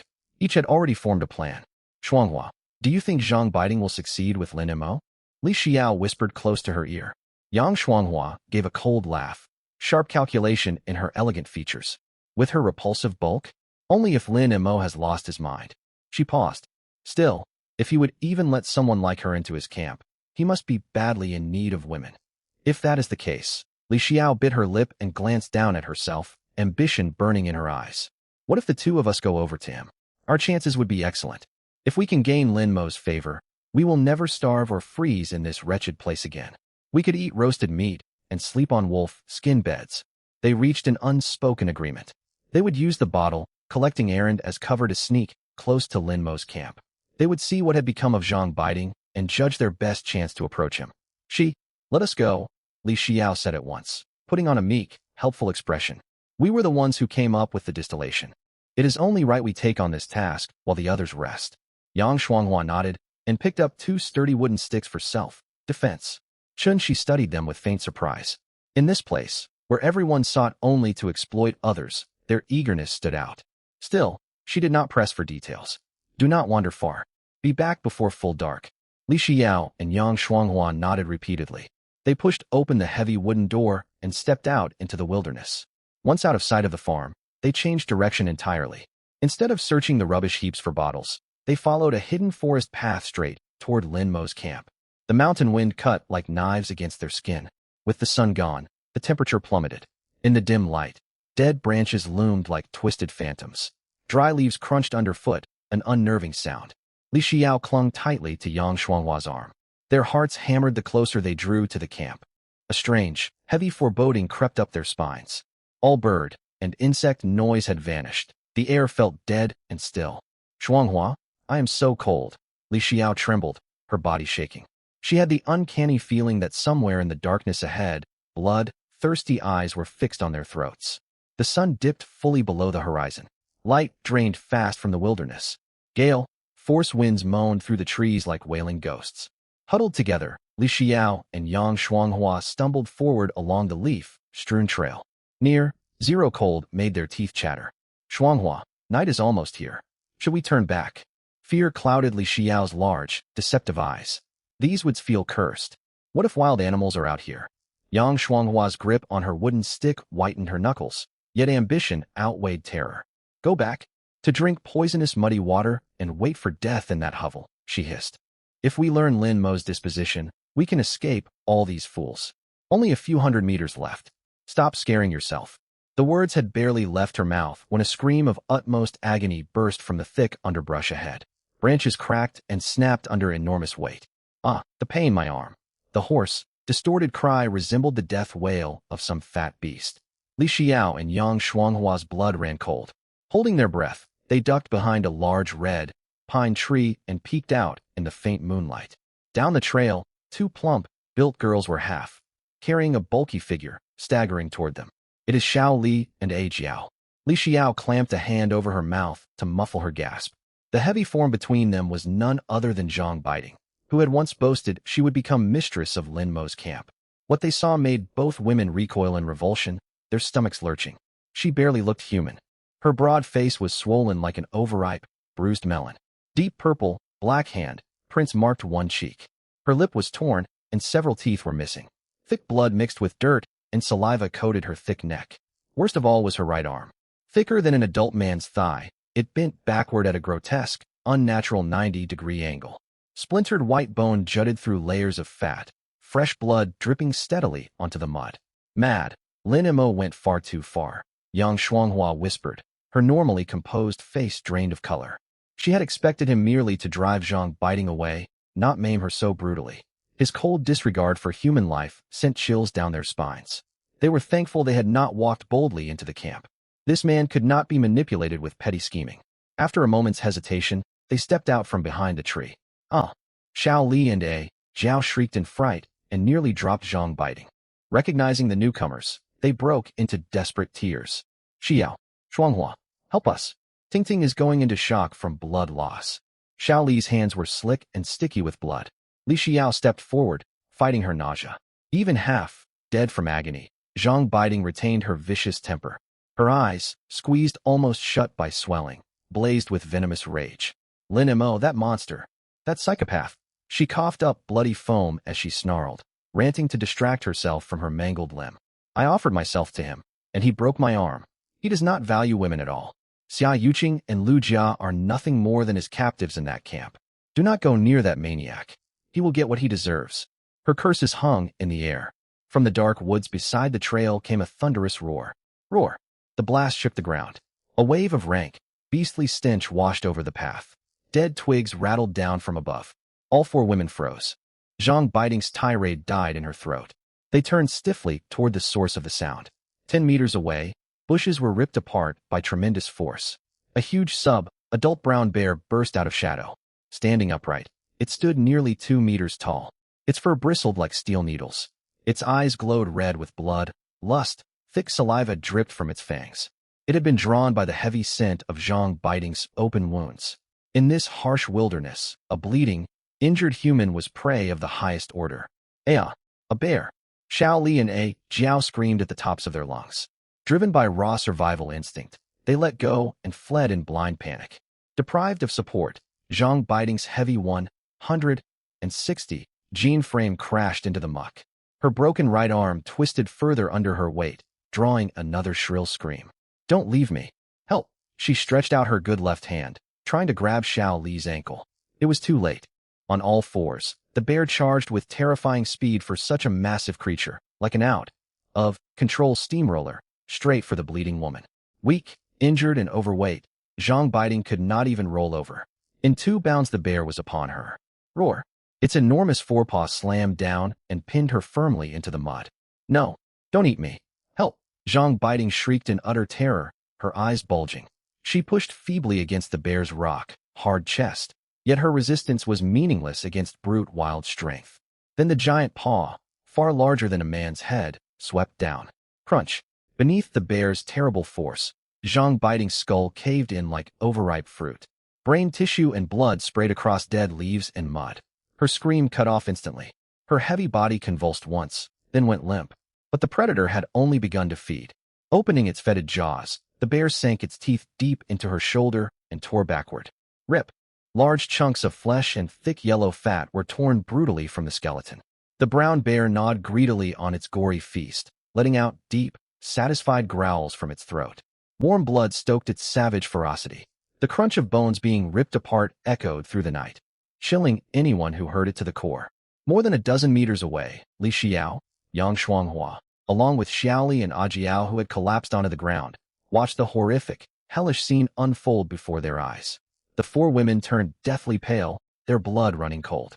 Their minds went blank, and they even forgot to breathe. It was not until another sharp crack echoed as the bear crunched through a shoulder blade that the four snapped back to reality. Run? We have to run. Yang Shuanghua, who still retained some sense, broke the silence first. She let out a hoarse scream, grabbed the stunned Li Xiao, and spun around, sprinting madly toward the farm. Xiaoli and Ajiao scrambled to their feet out of the muck, weeping and wailing as they fled after the others. The four women stumbled blindly through the dark forest. Sharp branches sliced their cheeks, and cold mud splattered all over their bodies. Yet none dared pause for even a second. Behind them in the darkness, the sickening sound of tearing flesh rang on and on, a death knell hammering away at their frayed nerves. Bang! The dilapidated wooden door of the farm hall was slammed open with tremendous force. Frigid wind cut into the room like shards of ice. Li Xiao, Yang Shuanghua, Xiaoli, and Ajiao stumbled into the hall like refugees fleeing the underworld. The moment they crossed the threshold, the tension that had coiled their bodies snapped. Their legs buckled, and all four collapsed onto the mud-streaked floor. Wailing, "She's dead. Zhang Baiting is dead." Xiaoli and Ajiao lay on the ground, gasping for air. Tears mixed with mud streamed down their faces as they broke into heartrending sobs. Li Xiao and Yang Shuanghua fared no better. They clung to one another, trembling, their faces drained of all color, unable to utter a coherent sentence. The sudden chaos stunned the other young women inside the hall, who had just finished rationing water and were preparing to huddle together through the frigid night. Everyone froze, staring warily at the four haggard women. What happened? Didn't you go to look for water bottles? Where is Zhang Baiting? Lu Yunyan struggled to maintain her composure as their teacher and stepped forward to ask. Her voice trembled the instant she spotted the blood-soaking Xiaoli and Ajiao's clothes. Su Qingya also hobbled over with Li Mengyao supporting her. Her face was badly swollen, and a flicker of malicious delight crossed her features. Sobbing, "Teacher Lu, Lin Mu crippled Baiting." Xiaoli rambled incoherently, clutching tightly to the hem of Lu Yunyan's trousers. That devil Lin Mu, he snapped Baiting's arm clean through. Bone was sticking right out. A chorus of shocked gasps rippled through the hall. The smirk on Su Qingya's face vanished, replaced by overwhelming terror. She suddenly felt immense relief that she had not been the one to confront Lin Mu earlier. Where is she then? If her arm was broken, why didn't you bring her back? Lu Yunyan pressed urgently. We couldn't bring her back. She's never coming back. Ajiao completely lost control of her emotions. She clutched her head and screamed hysterically. On our way back, we ran into an enormous bear. That bear tackled Baiting. One blow crushed her skull. It tore her apart and ate her, crunched every bone. Boom. Ajiao's words detonated like a heavy bomb inside the farm hall. Lin Mu's brutal acts had already terrified them, but the bear that had killed and devoured a human being shattered the last shred of psychological resolve among the female students. Dead silence fell over the hall. The silence was immediately shattered by panicked screams and cries. A bear. There's a man, eating bear in the forest. Will it come after us? We're going to die? All of us will die here. More than 30 young women fled about like headless chickens. Lu Yunyan's legs gave way, and she crumpled to the floor. Su Qingya and Li Mengyao scrambled in terror, scurrying into the furthest corner of the hall and covering their heads with tattered blankets, shaking uncontrollably. Amid the widespread panic, only Chunxi remained calm and clear-headed. She stood abruptly, gripping the wooden spear stained with wolf blood, and strode quickly to the center of the hall. Everyone, be quiet. Chunxi shouted sharply, slamming the spear heavily onto an old wooden table with a dull thud. What good is crying? Can your tears kill the bear? Her sharp gaze swept across the room. The resolve forged through brushes with death commanded enough authority to quiet the crowd. Xiaoli and the others are covered in Zhang Baiting's blood. The bear has tasted human flesh. It will follow the scent trail straight here. Her tone brooked no argument as she issued orders. Everyone move now. Block the main door and every window with heavy objects. Hurry. Spurred by Chunxi's command, the stunned girls finally found a leader. They rushed to drag broken tables, chairs and planks of wood to barricade the doors and windows. Blocking the doors won't be enough. This wooden cabin can't withstand a bear's charge. Yang Shuanghua regained a sliver of reason and warned anxiously. Chun-Shi knitted her brows, thinking rapidly. Suddenly, a thought struck her, and her eyes lit up. The backyard. Yesterday we found piles of rotting, fermented wild fruit pulp among the ruins. It has an extremely pungent stench. Chun-Shi pointed toward the back entrance. Bears have an exceptional sense of smell. Blood draws them in. But overwhelming foul odors can confuse their senses. Zhao Shui, Wang Qian, take a few others to the backyard. Bring all of that rotten pulp over here. Smear it along every crack in the doors and walls. Go now. Faced with mortal danger, no one dared disobey. Several girls pushed past their fear and disgust, rushing to the backyard. They carried the rank, black fruit pulp back using rags and broken clay pots. Then they shut the main door and reinforced the barricades. Smear it. Cover every gap along the door frame and baseboards. A revolting stench filled the hall, yet to them, it was their only hope of survival. Ignoring the filth, the girls grabbed the sticky pulp and spread it over every crevice of the wooden building. Shortly after they finished, heavy, slow footsteps sounded on the ground outside. Thud, thud. Each step seemed to press down on everyone's heart, carrying suffocating pressure. Moments later, ragged, heavy breathing drifted through the cracks in the door. The large subadult brown bear had tracked the trail of blood left by the women all the way to the farm. The air inside the wooden cabin turned icy still.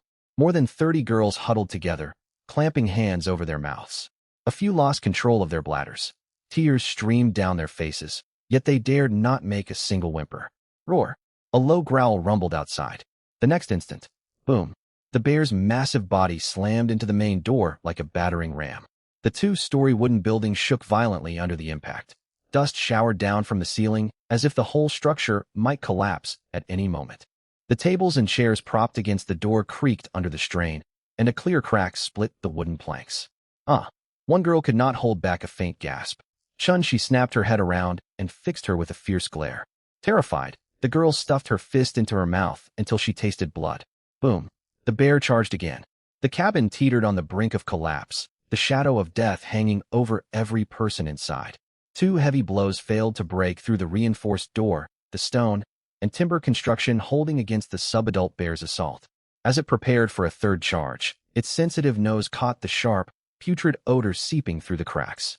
The overwhelming stench of rotten fruit pulp scrambled its ability to follow the blood trail, stirring irritation and frustration. It had already devoured most of Zhang Baiting's body deep in the woods and was not hungry enough to destroy an entire building in pursuit of more food. The bear paced back and forth outside for a time. Finally, it let out a frustrated roar. It lowered its head, picked up a leftover fragment of Zhang Baiting's leg in its jaws. Heavy footsteps faded away as the terrifying beast turned and lumbered back into the thick forest. When silence fell outside, the girls inside slumped to the ground, utterly drained.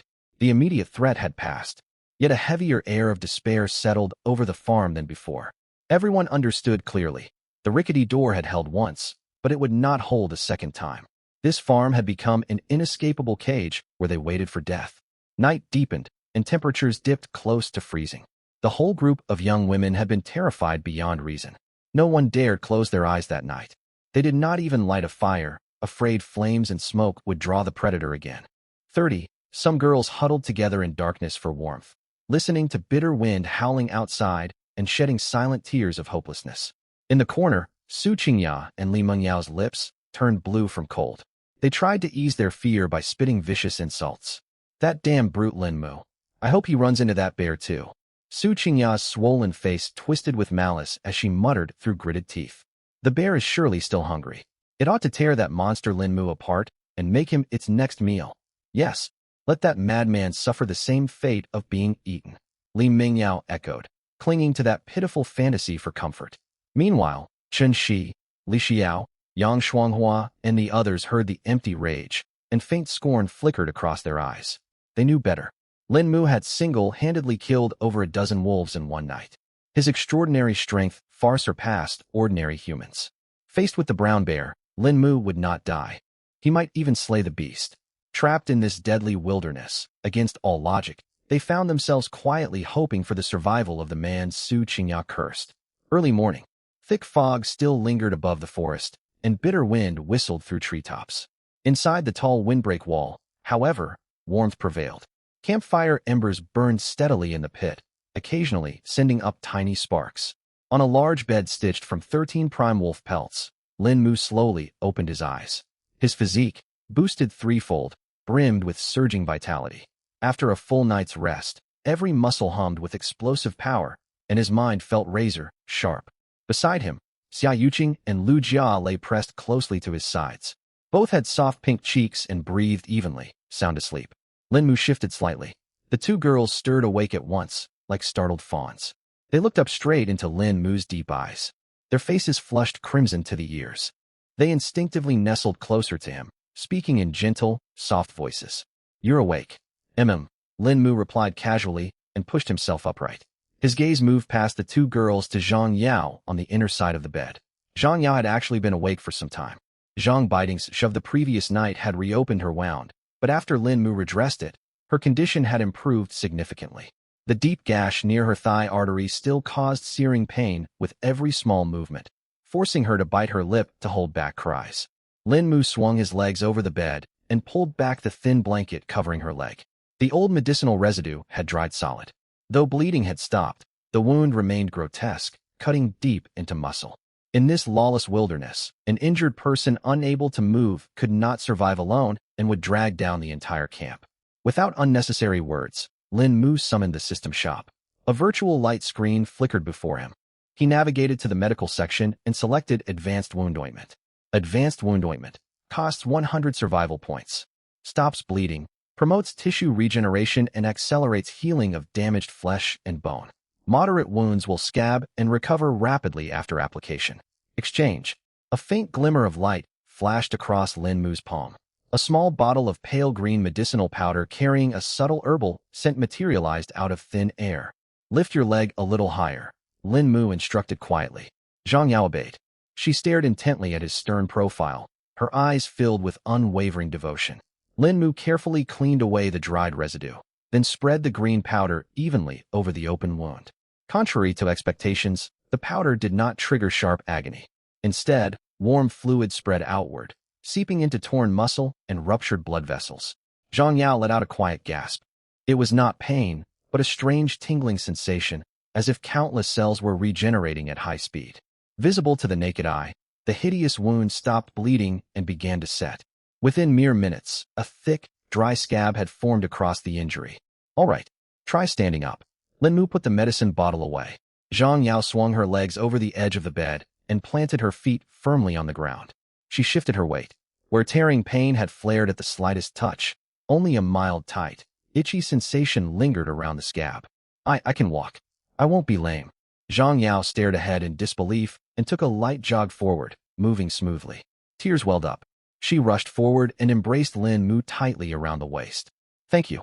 Thank you for giving me this miraculous medicine." Xia Yuqing and Lu Jia watched in awe and joy.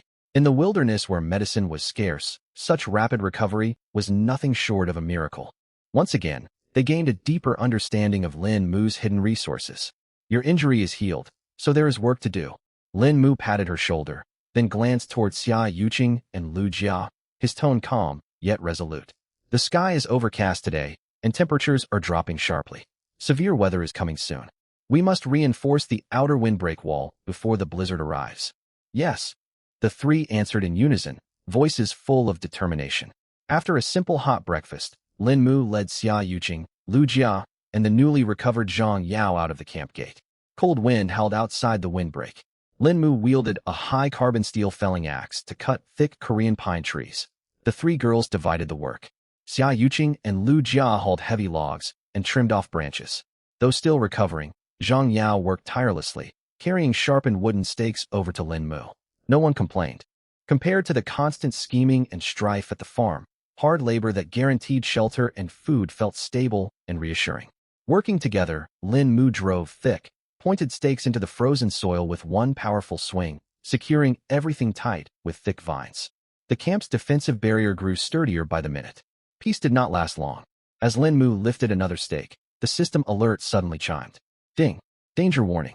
A large aggressive wild beast is approaching rapidly. Threat level high. Distance, 120 meters. 80 meters. 50 meters. It carries intense killing intent and a heavy scent of blood, charging straight toward the host location. A scarlet warning frame blazed across Lin Mu's field of vision. 30 meters away. It was moving far too fast. Lin Mu's pupils constricted sharply. In an instant, his blood surged like erupting magma, his muscles hardening to stone. Get back. Stand behind me at once. Lin Mu let out a thunderous shout. Xia Yuqing and the other two girls shuddered in shock. Before they could grasp what was happening, crash. Dense underbrush 30 meters ahead exploded apart as if struck by a heavy armored vehicle traveling at high speed. Broken branches and leaves flew everywhere. A wave of sickening foul wind washed over them. A thunderous roar echoed. A massive subadult brown bear stood nearly 2 meters tall on its hind legs, its body covered in coarse dark brown fur as tough as bristles. It burst through the trees in a storm of rage. This was the same bear that had crushed Zhang Biting's skull and feasted on human flesh deep in the forest the night before. Carnivorous beasts that have tasted human flesh are highly sensitive to the scent. It had tracked faint traces of blood and living human scent all the way to this camp. Beast eyes blazed with bloodlust. Its powerful paws tore up mud as it charged forward. Its target was clear. It lunged straight for Zhang Yao, who stood slightly further out. Though her wound had healed, her movements still carried a faint, subtle stiffness. The gaping maw dripped with thick saliva, and a rank stench assailed everyone's nostrils. Faced with the nearly 2-meter-tall terrifying beast charging furiously toward them, Xia Yuqing and Lu Jia instantly turned as pale as paper. The oppressive aura emanating from this apex predator was nothing like the gray wolves they had encountered before. Overwhelmed by terror and despair, tears streamed down Xia Yuqing's face as she shouted, "Lin Mo, run! This monster is far too big. Leave us behind. Save yourself." Lu Jia collapsed onto the ground, screaming through her sobs, "Lin Mo, go! Don't throw your life away for us." In their eyes, human flesh and blood were as fragile as paper before a beast of this size. But then, Lin Mo, who was the farthest from the brown bear, showed no trace of fear or panic when he saw the beast barreling straight for Zhang Yao. Instead of retreating, he advanced. Every muscle in his body tensed, and he surged forward like a tiger descending the mountain, hurtling toward the brown bear at a terrifying speed. Run? The word doesn't exist in my dictionary. The moment his voice echoed out, Lin Mo sprinted past Xia Yuqing and Lu Jia, arriving beside Zhang Yao. He shoved her backward out of harm's way. His gaze remained locked fiercely on the rapidly approaching brown bear. What's more, I've never made a habit of leaving my people behind. Almost as soon as Lin Mo finished speaking, the subadult brown bear closed in, carried on a gust of fetid wind. Its jaws stretched wide, revealing jagged, razor-sharp fangs, and thick, cloudy saliva dribbled from its muzzle. Its massive paw cut through the air with a shrill whistle, swinging like a heavy sledgehammer straight for Lin Mo's head. Faced with this earth-shattering blow capable of cracking stone, Lin Mo felt no fear. The muscles across his body bulged like coiled dragons, and faint popping sounds came from his bones. He pushed hard off the ground, darting sideways like a phantom to narrowly dodge the fatal strike head-on. At the same time, the steel combat knife in his hand flashed like a black bolt of lightning, slicing precisely toward the bear's outstretched paw. Squelch! The sharp blade tore through the tough bear hide, sending a spray of crimson blood into the air. A deep gash exposing bone opened across the beast's paw, yet the creature possessed monstrous strength. Even though Lin Mo evaded the full force of the strike, the residual momentum from the sweeping paw crashed into his left shoulder like an out-of-control pickup truck. Boom! Lin Mo let out a muted groan and was sent flying like a kite with a broken string. He twisted mid-air to dissipate the impact before his feet slammed heavily into the muddy ground, carving 2 deep grooves in the earth. Agonizing pain shot through his left shoulder, nearly wrenching it out of its socket. Lin Mo, Xia Yuqing, Lu Jia, and Zhang Yao screamed in terror, their faces drained of all color, their hearts pounding wildly. The agony in its paw ignited the brown bear's unbridled ferocity. It unleashed a deafening roar of rage, its eyes blazing blood, red with predatory hunger. Dropping low to all fours, it charged Lin Mo once more like a rampaging tank. Gritting through the sharp pain in his shoulder, Lin Mo rolled across the mud to steady himself. Staring at the massive beast bearing down on him again, he knew a direct clash was suicide. He had to rely on his agility to wear it down. Drawing a deep breath, a ruthless glint flashed in Lin Mo's eyes. He advanced rather than fleeing, pushing off the ground and darting sideways toward the brown bear, engaging in an extremely dangerous close quarters battle. Over the next several exchanges, Lin Mo pushed his threefold physical agility to the absolute limit.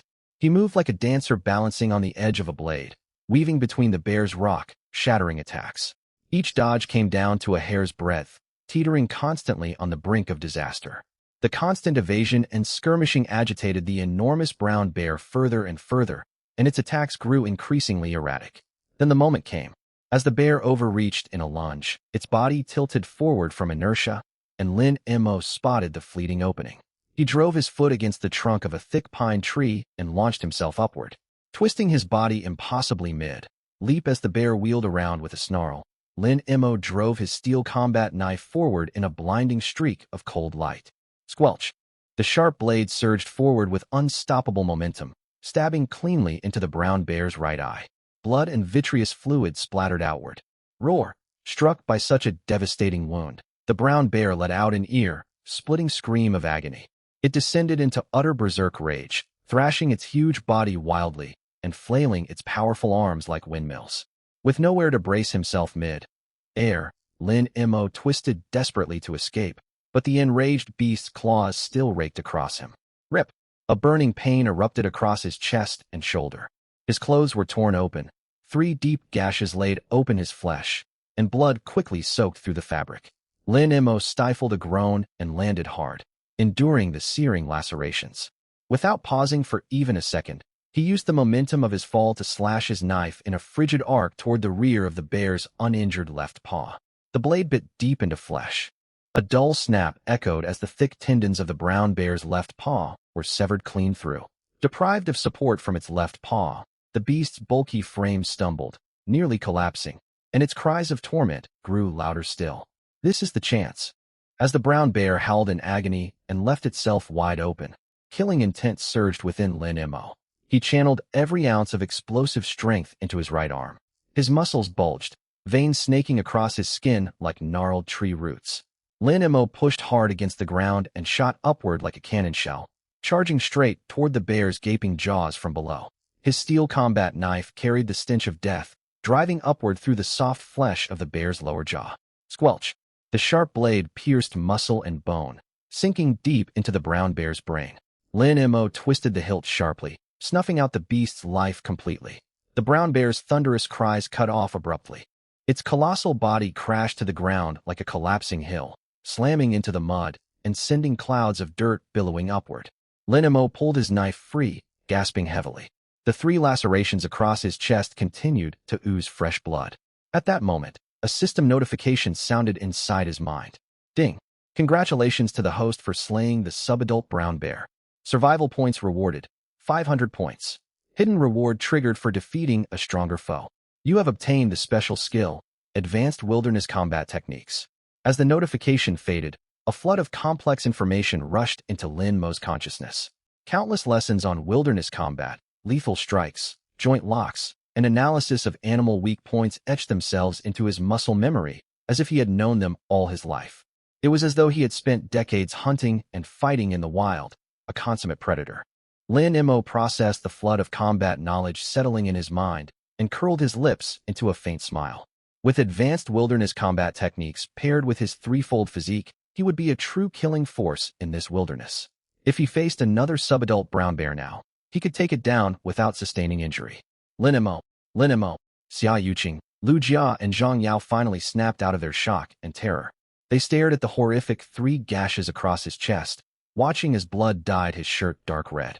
Tears welled in all 3 girls' eyes and streamed down their cheeks. They rushed forward without hesitation and surrounded him, crying bitterly. Lin Mo, you're bleeding so much. Xia Yuqing trembled as she carefully touched the uninjured skin around his wounds. Lu Jia and Zhang Yao wept uncontrollably as well. They knew full well Lin Mo could have fled. Instead, he had chosen to stand and fight the terrifying beast to protect them. If not for him, they would have been torn to shreds by the brown bear. Why the tears? Just some superficial wounds. I'm not going to die. Lin Mo brushed the tears from Xia Yuqing's face. His tone was calm, yet carried a reassuring strength.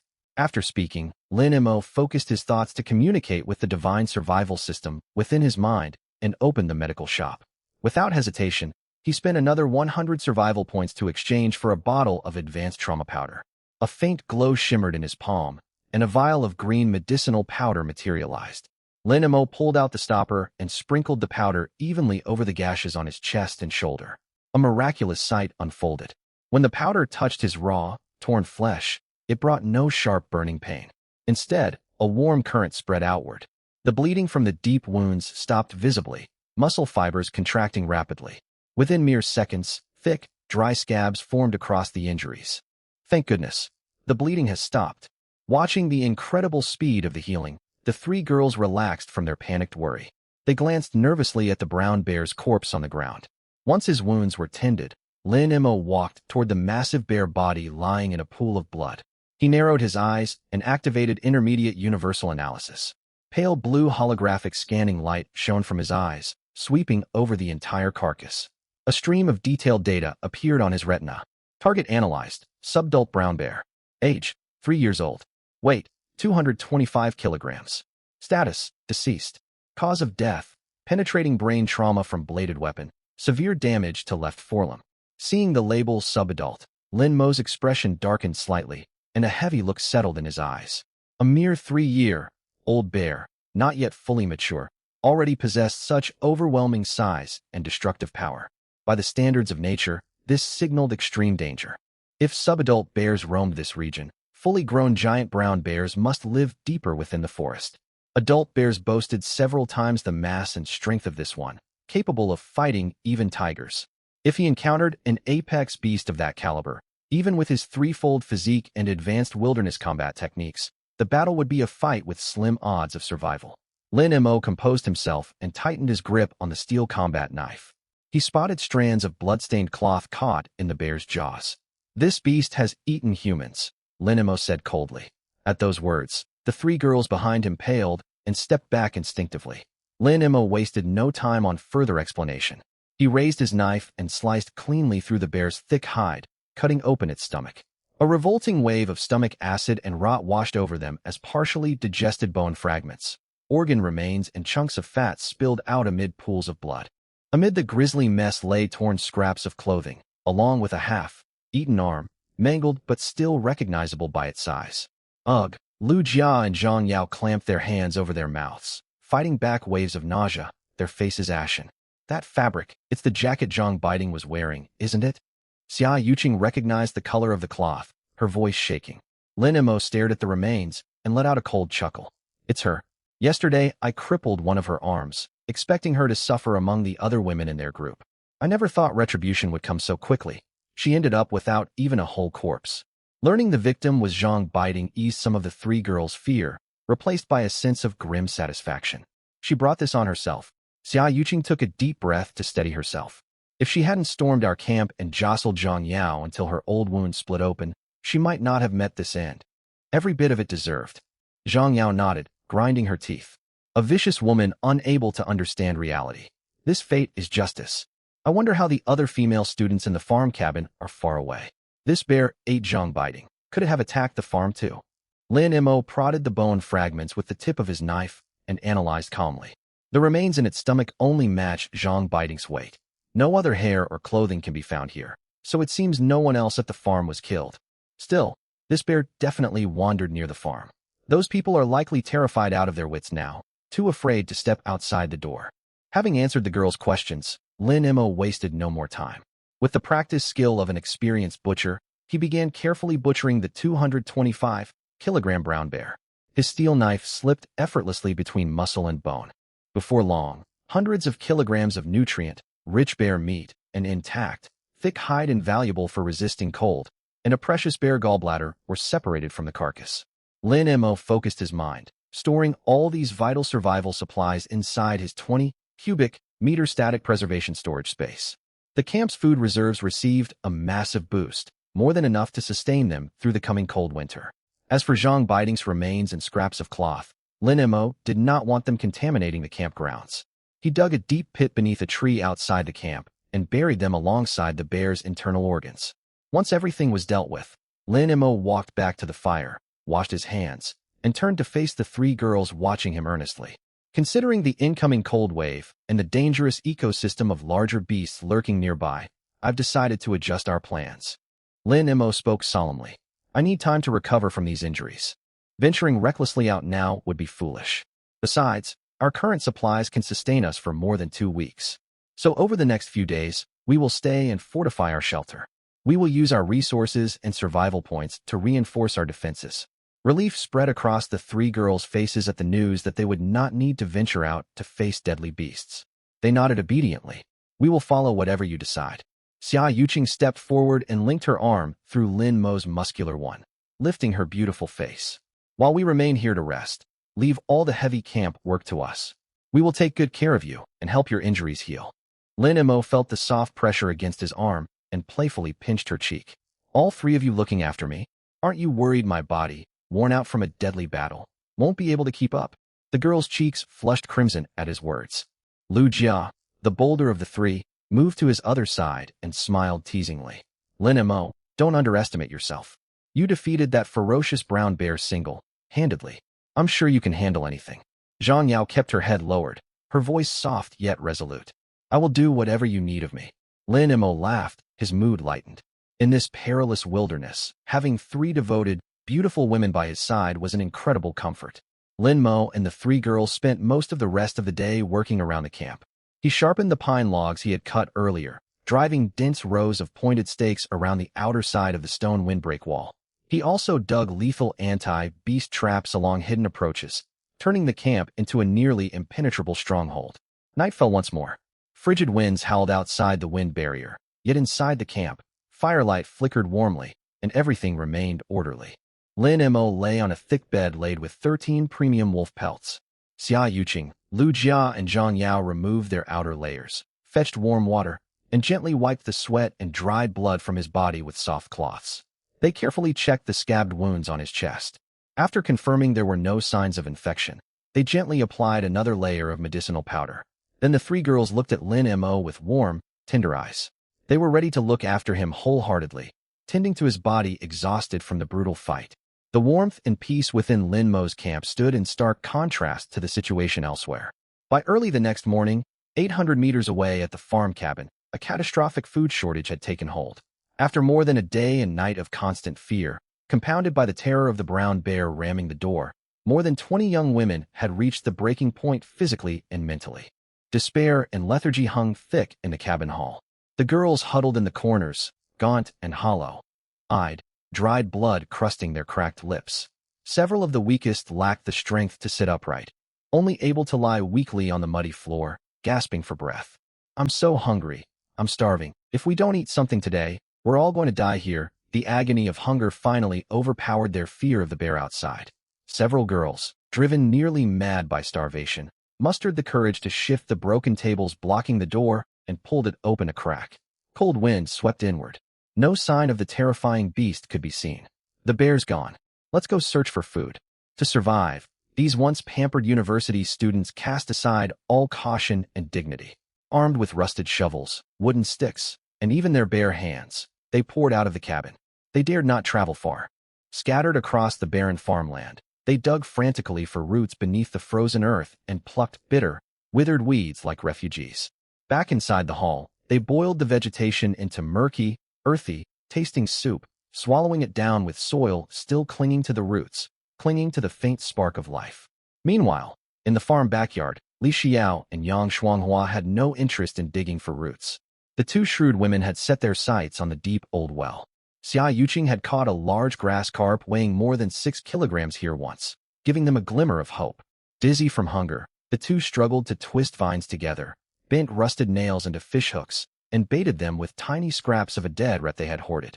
They waited beside the well for over 2 hours. Reality crushed their hopes. When they hauled the vine upward, there was no large grass carp as they had hoped. Only 2 tiny, black, spotted fish reeked of stale water, flopping weakly on the mud. How could this be? They're far too small. This won't feed even a fraction of us. Li Xiao stared at the pitiful catch, her face etched with hopelessness.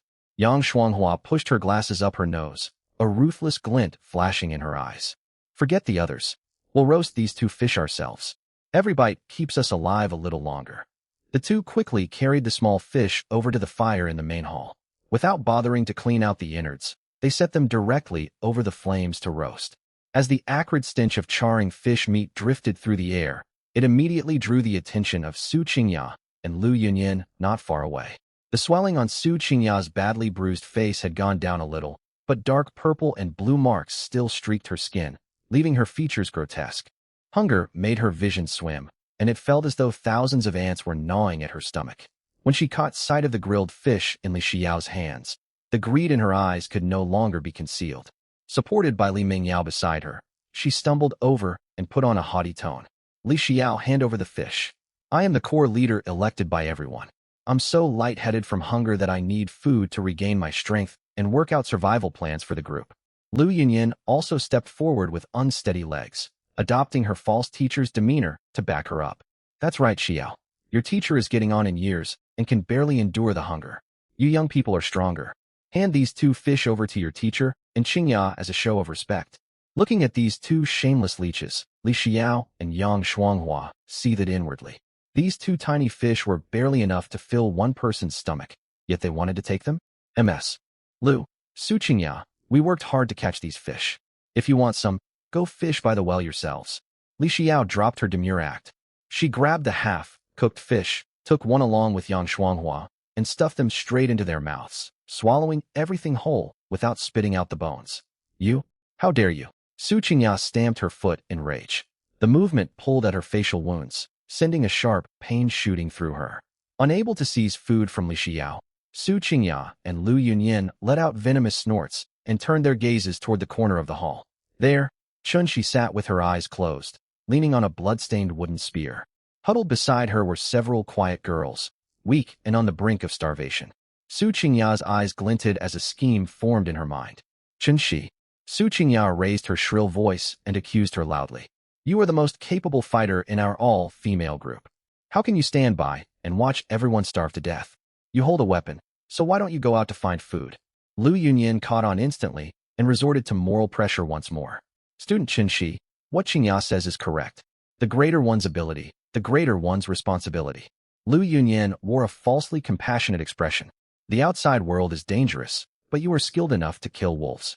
You should lead a hunting party to bring back prey for everyone. If you only look out for yourself and abandon the group, you are acting immorally and betraying our all-female team. Everyone will shun you from now on. Plagued by hunger and muddled-headed, the other girls in the hall latched onto the hope of food. Their reason was swallowed up by the urge to survive. They joined Su Qingya and Lu Yunyin, ensnaring Chunshi with moral demands. She, please, go hunt something for us. If you don't, we'll all starve. Have mercy and save us. Faced with these selfish people who knew nothing but taking, Chunshi slowly opened her eyes.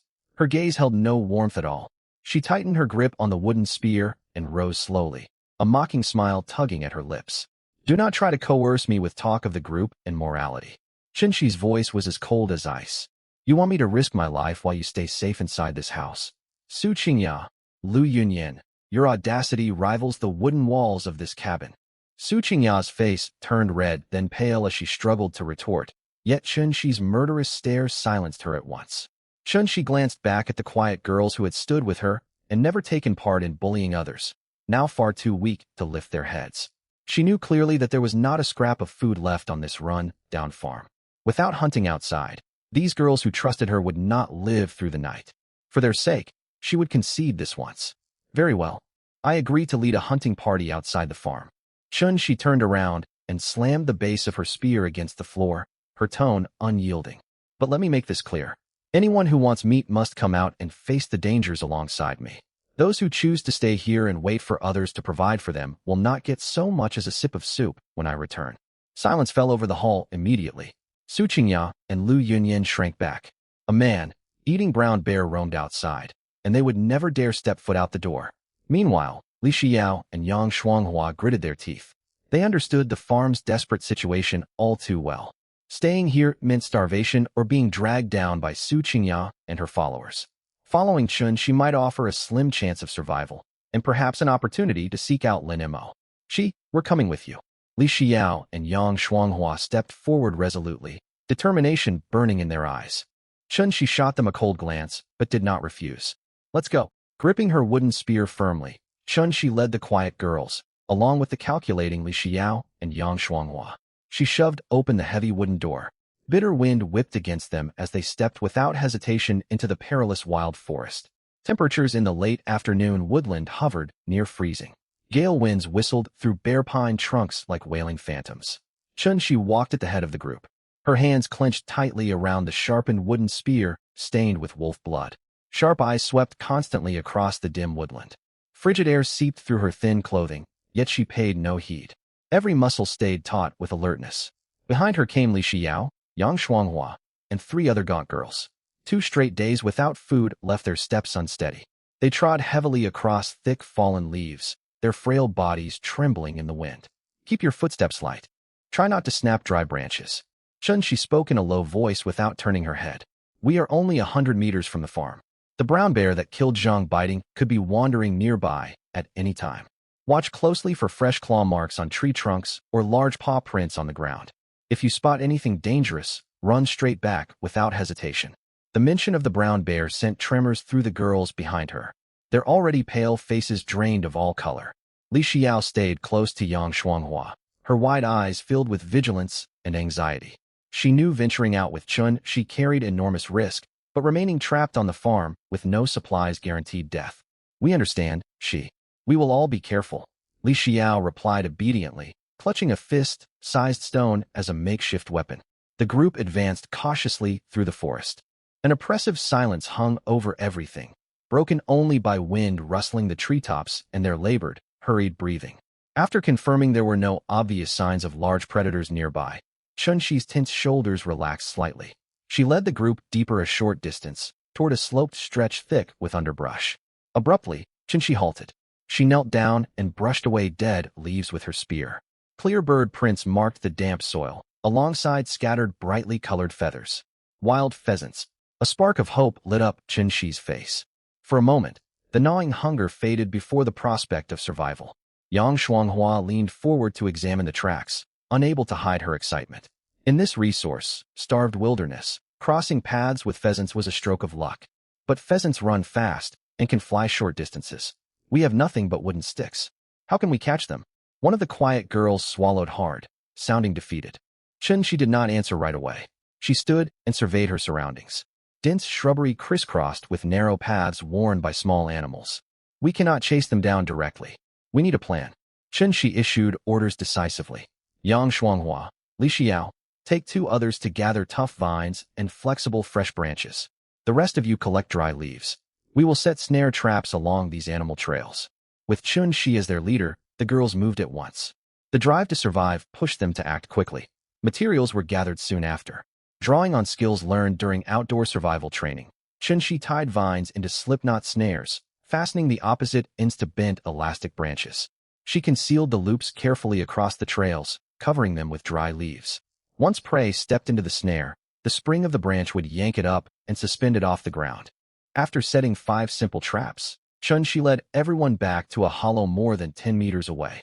They took cover behind a large boulder and waited patiently. Time dragged on. Cold steadily sapped their warmth. Several girls lost feeling in their hands and feet, and their stomachs rumbled loudly with hunger. Just as some were ready to give up, rustling noises came from the bushes ahead. Everyone held their breath, staring toward the traps. 2 plump, vibrantly feathered wild pheasants pecked at seeds on the ground, wandering unwittingly along the trail toward the snares. Flap! A trap triggered with a sharp snap. The bent branch sprang upward. The vine tightened instantly, tangling one pheasant by the leg and hoisting it into the air. The bird squawked in terror, thrashing wildly and shedding feathers everywhere.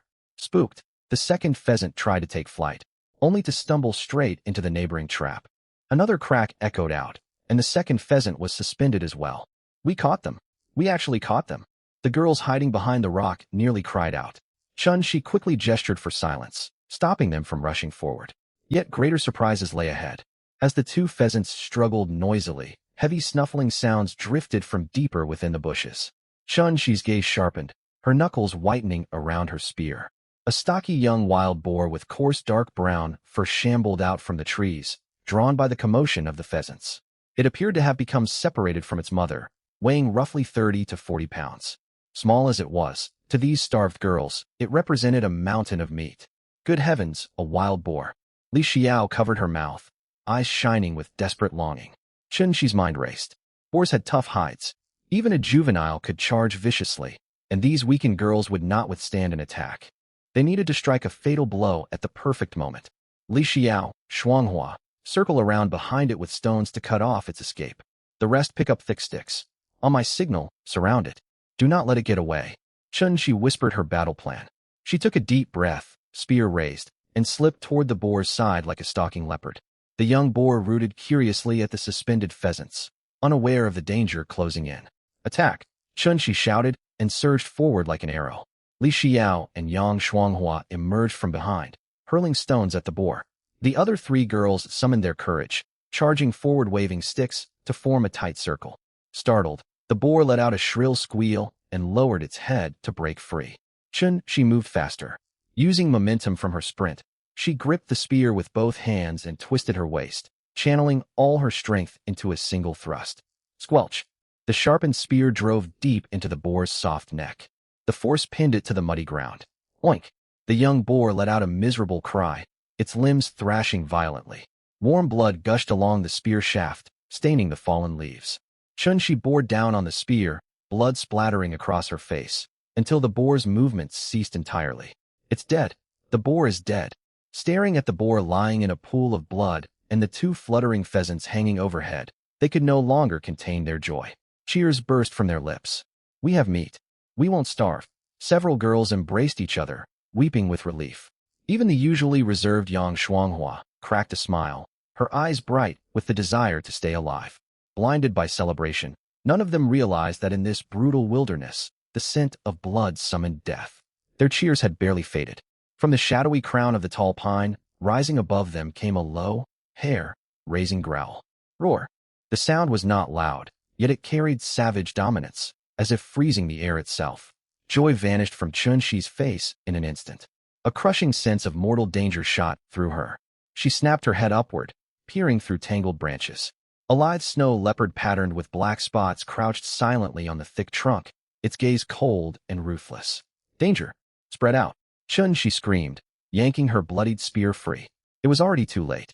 The snow leopard leaped from several meters up like a streak of pale white lightning, diving straight toward the group with a sharp whistle cutting through the air.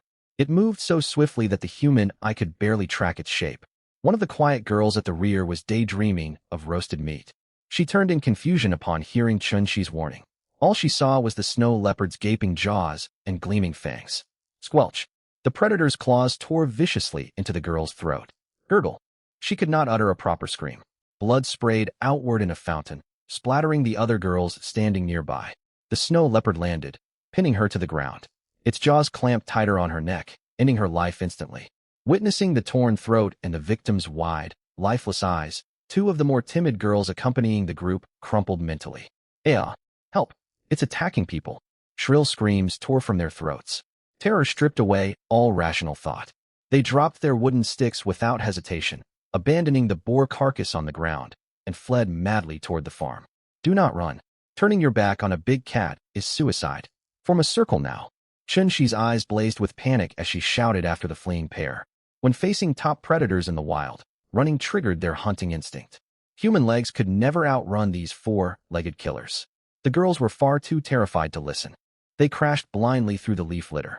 As expected, the snow leopard released its fallen prey and locked onto their retreating figures. Powerful hind legs pushed off the ground, scattering dirt, and it darted forward.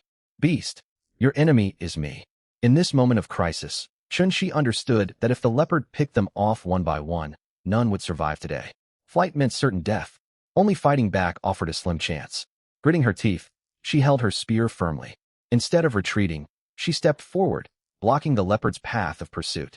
Chen Shi's obstruction halted the snow leopard briefly. It lowered its body, rumbling threateningly in its throat, refocusing its murderous attention on the armed human. Hidden behind nearby bushes, Li Xiao and Yang Shuanghua did not blindly flee like the other two girls. They knew if Chen Shi fell, they would die next. Trembling despite herself, Li Xiao picked up a large stone and hurled it with all her strength at the snow leopard. I'll help you. Li Xiao called out, her voice shaking. The stone arced through the air, It missed the leopard's vital areas but slammed heavily into the tree beside it with a dull thud. This sudden harassment enraged the wild predator. Abandoning the chase, the snow leopard hunched lower, the muscles along its back coiling like a drawn bow. The next instant, with a furious roar, it lunged toward Chun-Shi as another pale blur. Its speed was overwhelming. Chun-Shi could only react on pure instinct. The snow leopard's jaws aimed straight for her throat. Sharp claws extended like daggers, blocking any escape left or right. Chun-Shi had trained in combat and possessed faster reflexes than most people, yet she struggled against the raw speed and strength of the wild beast. She twisted her torso violently, trying to slide right to dodge the fatal pounce. Yet the snow leopard's strike covered too wide an area. Though Chun-Shi narrowly avoided the blow to her throat, the swiping claw still sliced unimpeded into her left arm. Rip! The sharp sound of fabric tearing rang out. The snow leopard's razor claws easily cut through Chun-Shi's thick coat, sinking deep into her flesh. The tremendous momentum dragged the claw downward in a vicious slash, tearing a large chunk of flesh mixed with scraps of clothing from her upper left arm. Ugh! A pained groan escaped Chun-Shi, her complexion turning ashen in an instant. Agony seared her left arm, and blood quickly soaked her arm and half her body. The force of the impact sent her staggering backward several steps, nearly knocking her to the ground. Shi Jie, watching from a distance, Li Xiao and Yang Shuanghua's hearts clenched, filled with despair. Having landed a hit, the snow leopard gave its prey no chance to recover. It landed lightly, pushed off the muddy ground with all four limbs, and launched its bulky body into the air once more, ready to deliver a second, lethal assault. But it underestimated the woman's endurance. The searing pain in her left arm did not break Chun-Shi. Instead, it awakened the ferocity and survival instinct buried deep within her. Teetering on the brink of life and death, her pupils constricted sharply, and time seemed to slow all around her. She made no move to clutch her bleeding wound, nor did she retreat an inch. The moment the snow leopard soared toward her again, Chun-Shi channeled every ounce of her strength and rage into her uninjured right arm. Then she twisted hard at her waist, swinging her torso and driving the rough wooden spear in her hand straight toward the snow leopard's open jaws. Squelch! Chun-Shi's thrust was pinpoint accurate and brutally forceful.